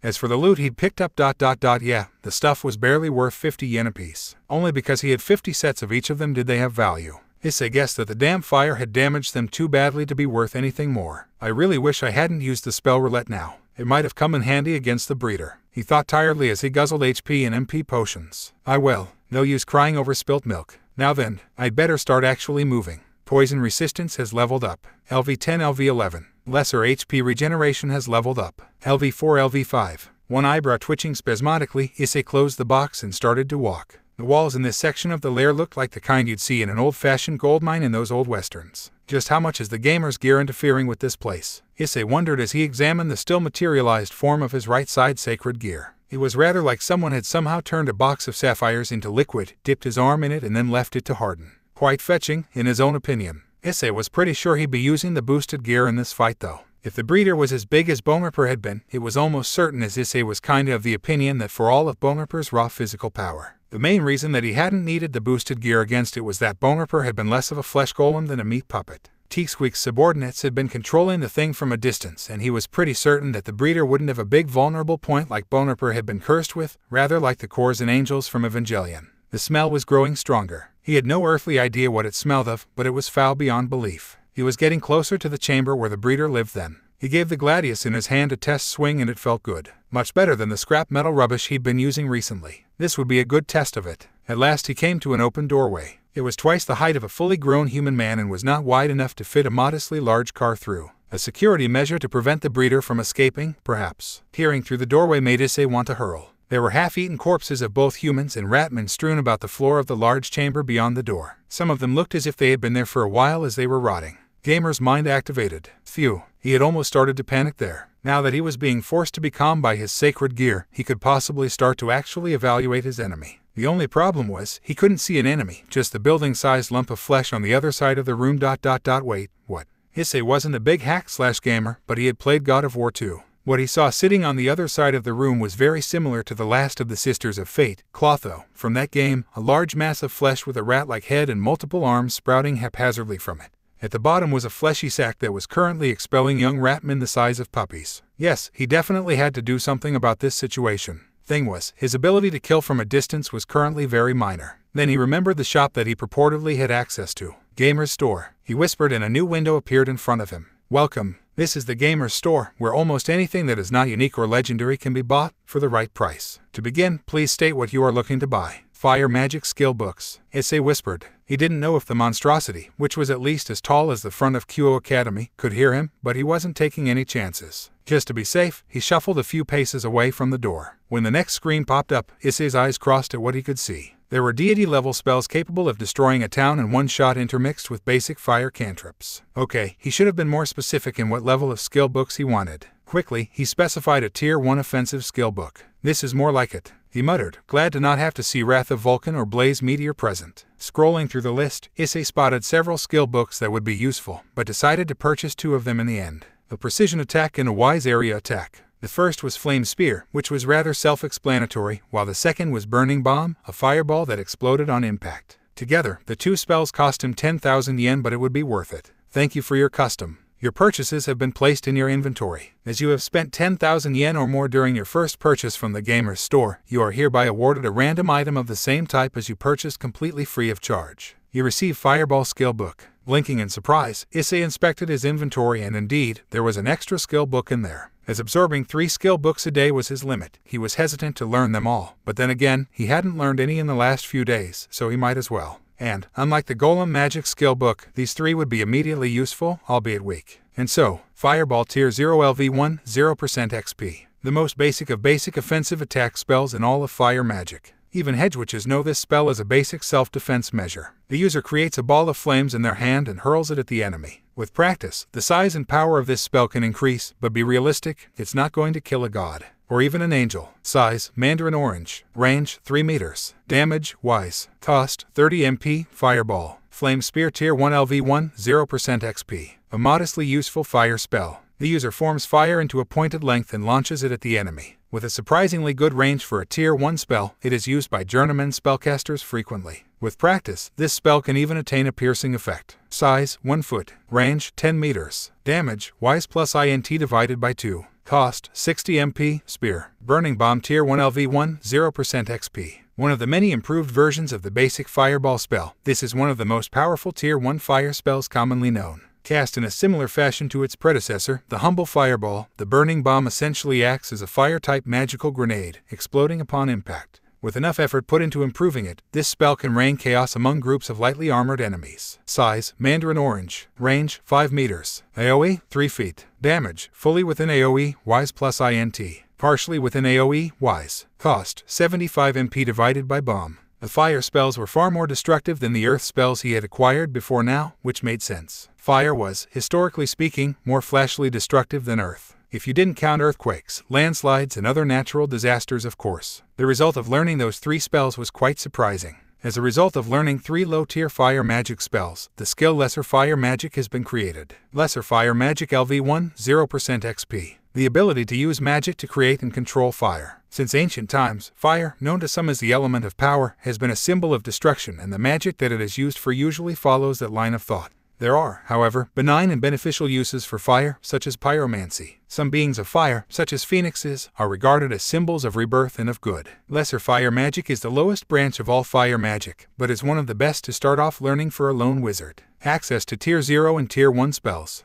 Looks like learning 3 spells in a particular field gives you access to the whole thing if they're at the same level. Useful to know. Taking in a deep breath and letting it out, Issei pulled his hood over his body for the first time in this dungeon, fading from active sight. Exercising caution was the basics of the basics when you have the chance to actually sneak up on a boss monster, after all. Entering the room, Issei could see that the size of the monster wasn't exaggerated by the distance. Rather, his estimation is spot on. The damned breeder was massive. How the hell was he going to kill the blasted thing? Ratman Breeder, LV18. Ratman Primogenitor. Even with his luck at finding the rare candies, the damn boss was still a few levels higher than he was. Oh well. He'd never heard of someone out-leveling a boss in a game, so that must translate over to the gamer's gear too. Just as he crossed the rough halfway point, an alarm blared and circular armored panels rotated out of the wall to slam shut around the breeder. A motion sensor, pressure plate, whichever it was, or even if it was a more esoteric method, he had been discovered and his problems had increased. Why, might you ask? Because a group of stormvermin charged out of a hidden door, halberds ready. Oh, joy. Not only did they charge out, they also charged right at where Issei was standing, meaning that they knew exactly where he was, somehow. Elite stormvermin, breeder guard, LV15. Great ret. Perfect. So, not only was his enemy the size and weight of an 18-wheeler, not only did he have no idea what he had to do to kill it, but he had to deal with elite man-eating rats in order to get to aforementioned oversized rat woman abomination.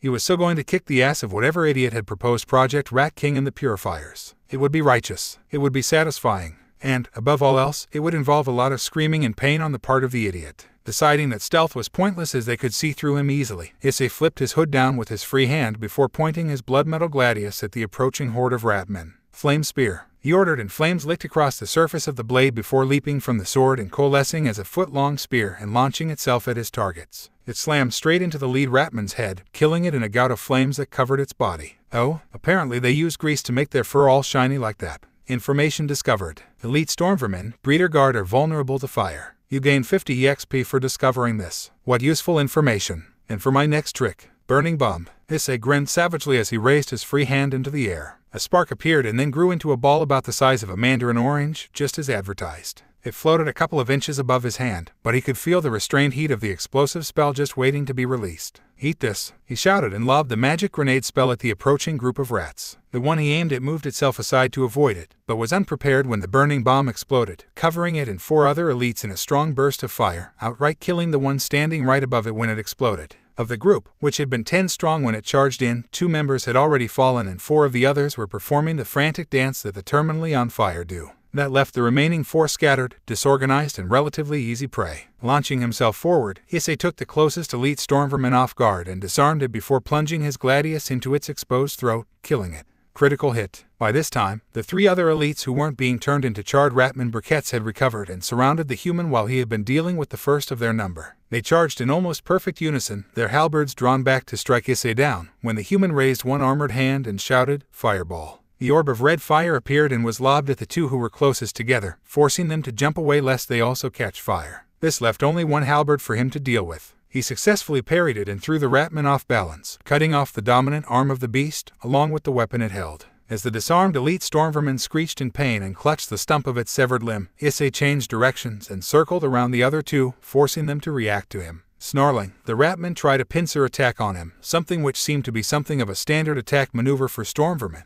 as at least one pair had tried it against him every time he had encountered them. Dodging one halberd and knocking the other aside, Issei lashed out with a strong blow with his gamer's gear-clad fist, hearing the distinctive crunch of bones from his chosen target's face collapsing in on itself from his strike. He delivered a mercy blow on the beast before moving to confront the other elite. "Die, die," it barked, swiping at him furiously with its weapon. It was somewhat skilled with the thing, Issei was forced to admit as he evaded the strikes with some difficulty. Not enough to overcome his evasion skill, but well enough to force him to use evasion, at any rate. He let loose a flurry of stabs that set the elite stormvermin desperately on the defensive, his weapons half getting hit by the point of the blade, but not breaking. The tip drew blood from the ratman more often than not, however. Issei was staggered when something hit him from behind, dropping his HP by 60 points. A quick glance showed that it was the now one-armed stormvermin, clumsily wielding its weapon in its only remaining hand. "Fireball," Issei snapped out as he pointed his free hand at the one-armed ratman, sending the fireball crashing right into its chest. The scream of pain almost immediately afterwards was not pleasant, so Issei focused all of his attention on killing the last one.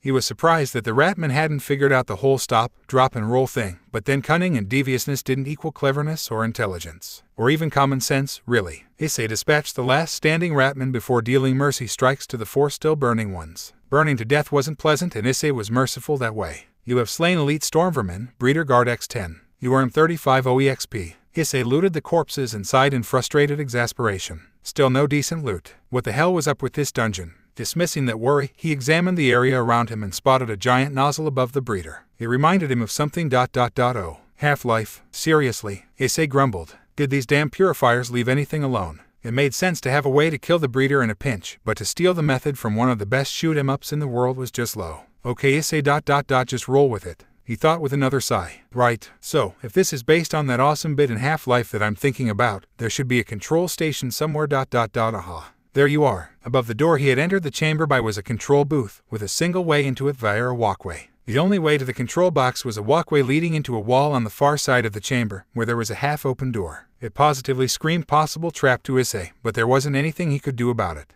And he couldn't risk attacking the armored cover of the breeder. Not only would it doubtless do absolutely nothing, but it might also summon more of those damned stormvermin. Slipping through the door, Issei was presented with the scene of a massacre. Men and women wearing the uniform of the purifiers lay strewn across the floor, dead. The wounds and blood splashes, a detached part of Issei's mind observed, meant that they had been taken completely by surprise, standing around and chatting, most likely. Gutter runners. Gamer's mind, activated. The surging anger and panic subsided thanks to his sacred gear. Issei took in a deep breath and exhaled. Right, cool, calm and collected. Kill the abomination against nature now, grieve for those people later. Resolve set, Issei stepped forwards, only to be confronted with a screen popping up in front of him. Do you wish to loot the area? Why, him? This made Issei hesitate. Looting the ratmen was one thing, but looting these poor people was quite another. It wasn't right. Then again, he would use their stuff to kill the ratmen, which they doubtlessly want, so there was that. After some internal debate, Issei reluctantly looted the bodies. There was a high chance that at least one of them would have a clue about where the actual purifier base was, and he couldn't let a chance like that go. He'd inspect the contents later. There was only one set of stairs in the place and it led up, so Issei went up them. More dead purifiers were on the next floor, which he looted.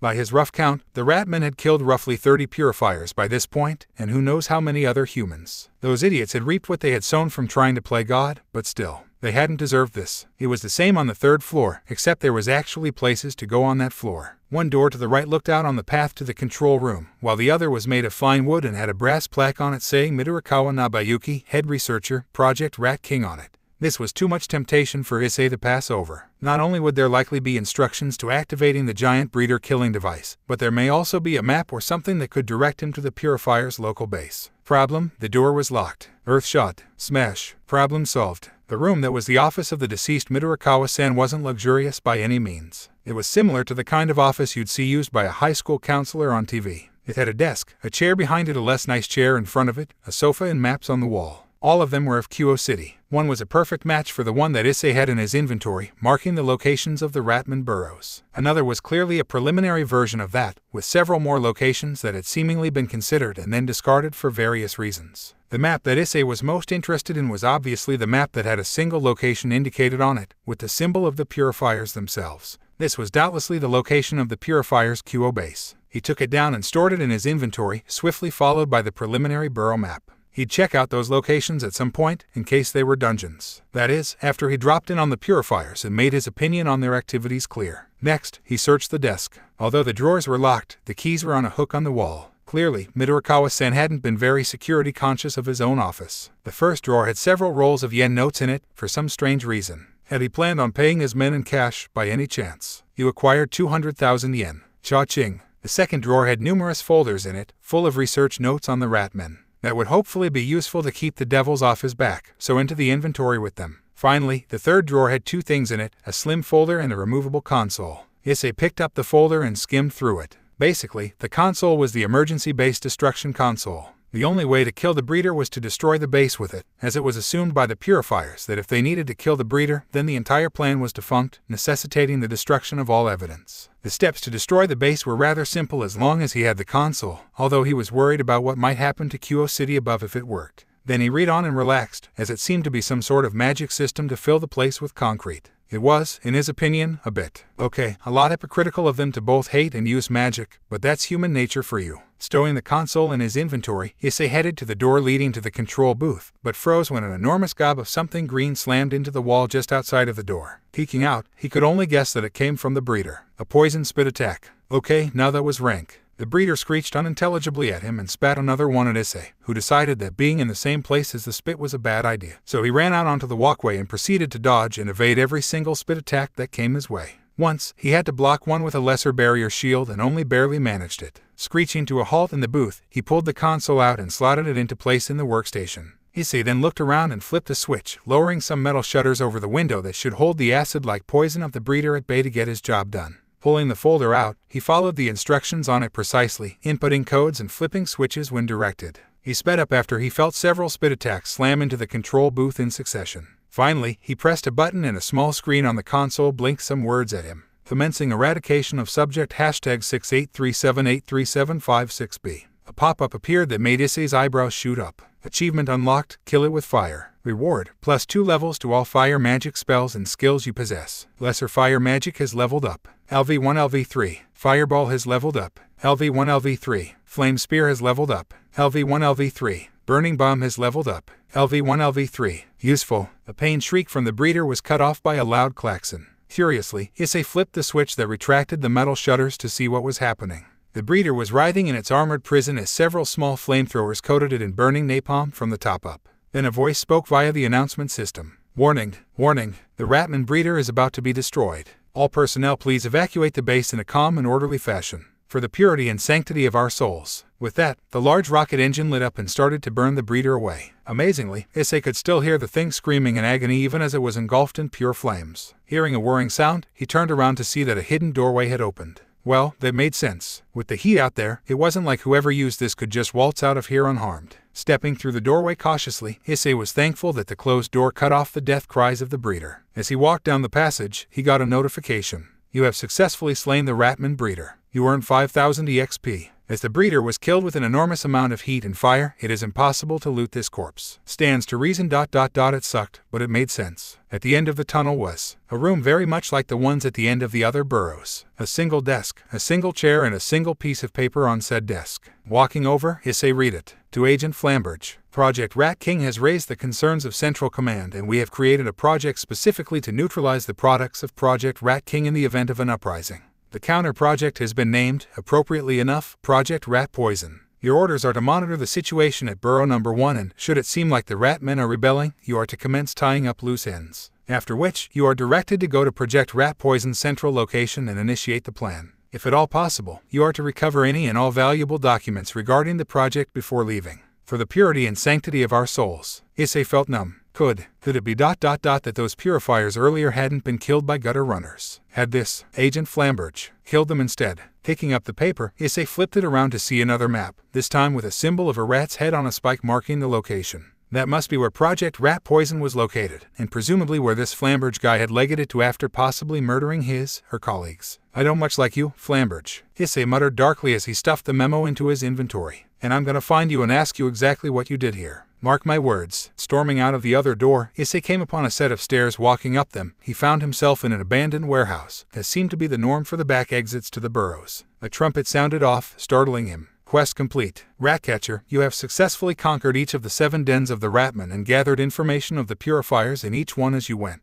The mention of your name now brings fear to all Ratmen. Quest reward, plus 1000 EXP, plus 8000 yen, plus 2 AP, Blood Metal Swordbreaker, title, Ratcatcher. Bonus reward, Sword Talent Skill Book. Basic Swordsmanship has leveled up. LV5 LV6. Poison Resistance has leveled up. LV11 LV12. Short Sword Mastery has leveled up. LV5 LV6. Blood Metal Gladius Special Ability activated. Skill generated, Short Sword Defense Mastery. Short Sword Defense Mastery LV1, 0% XP. Offensively, short swords suffer when compared to longer swords, but defensively, they actually provide a verifiable advantage to their wielders. Gain +1 to all defensive sword techniques while wielding a short sword. Removing his armor and weapons, Issei grinned. Well, that's something. Now home for dinner. Don't want to worry Kasen. With that, Issei headed off, a part of him wondering absently if his gamer's mind was making him a little bipolar. Elsewhere, the number 1 burrow has just been destroyed, ma'am. A deep male voice said in a dark room. Agent Flamberge. A contralto feminine voice responded.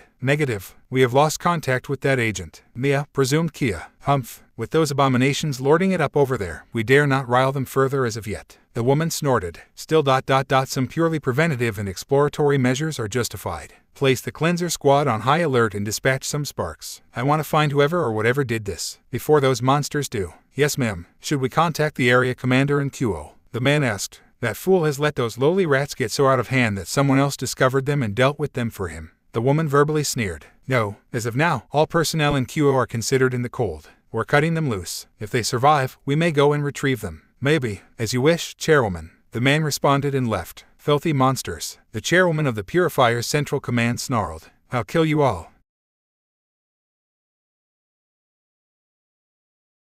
Thank you for joining us on this incredible journey through What If Issei had level up system with multiple boosted gears and had harem. Found it as intriguing and thought-provoking as we did. A big shout out to SeerKing for crafting such a compelling story. Don't forget to check out their profile on Wattpad for more amazing works. The link is in the description below. If you like this video, please give it a thumbs up, share it with your friends, and don't forget to subscribe to Quirky What If for more fascinating explorations into the world of fanfiction and fantasy. Your support helps us create more content like this, and we're always excited to hear your thoughts and suggestions in the comments section. See you guys in the next video.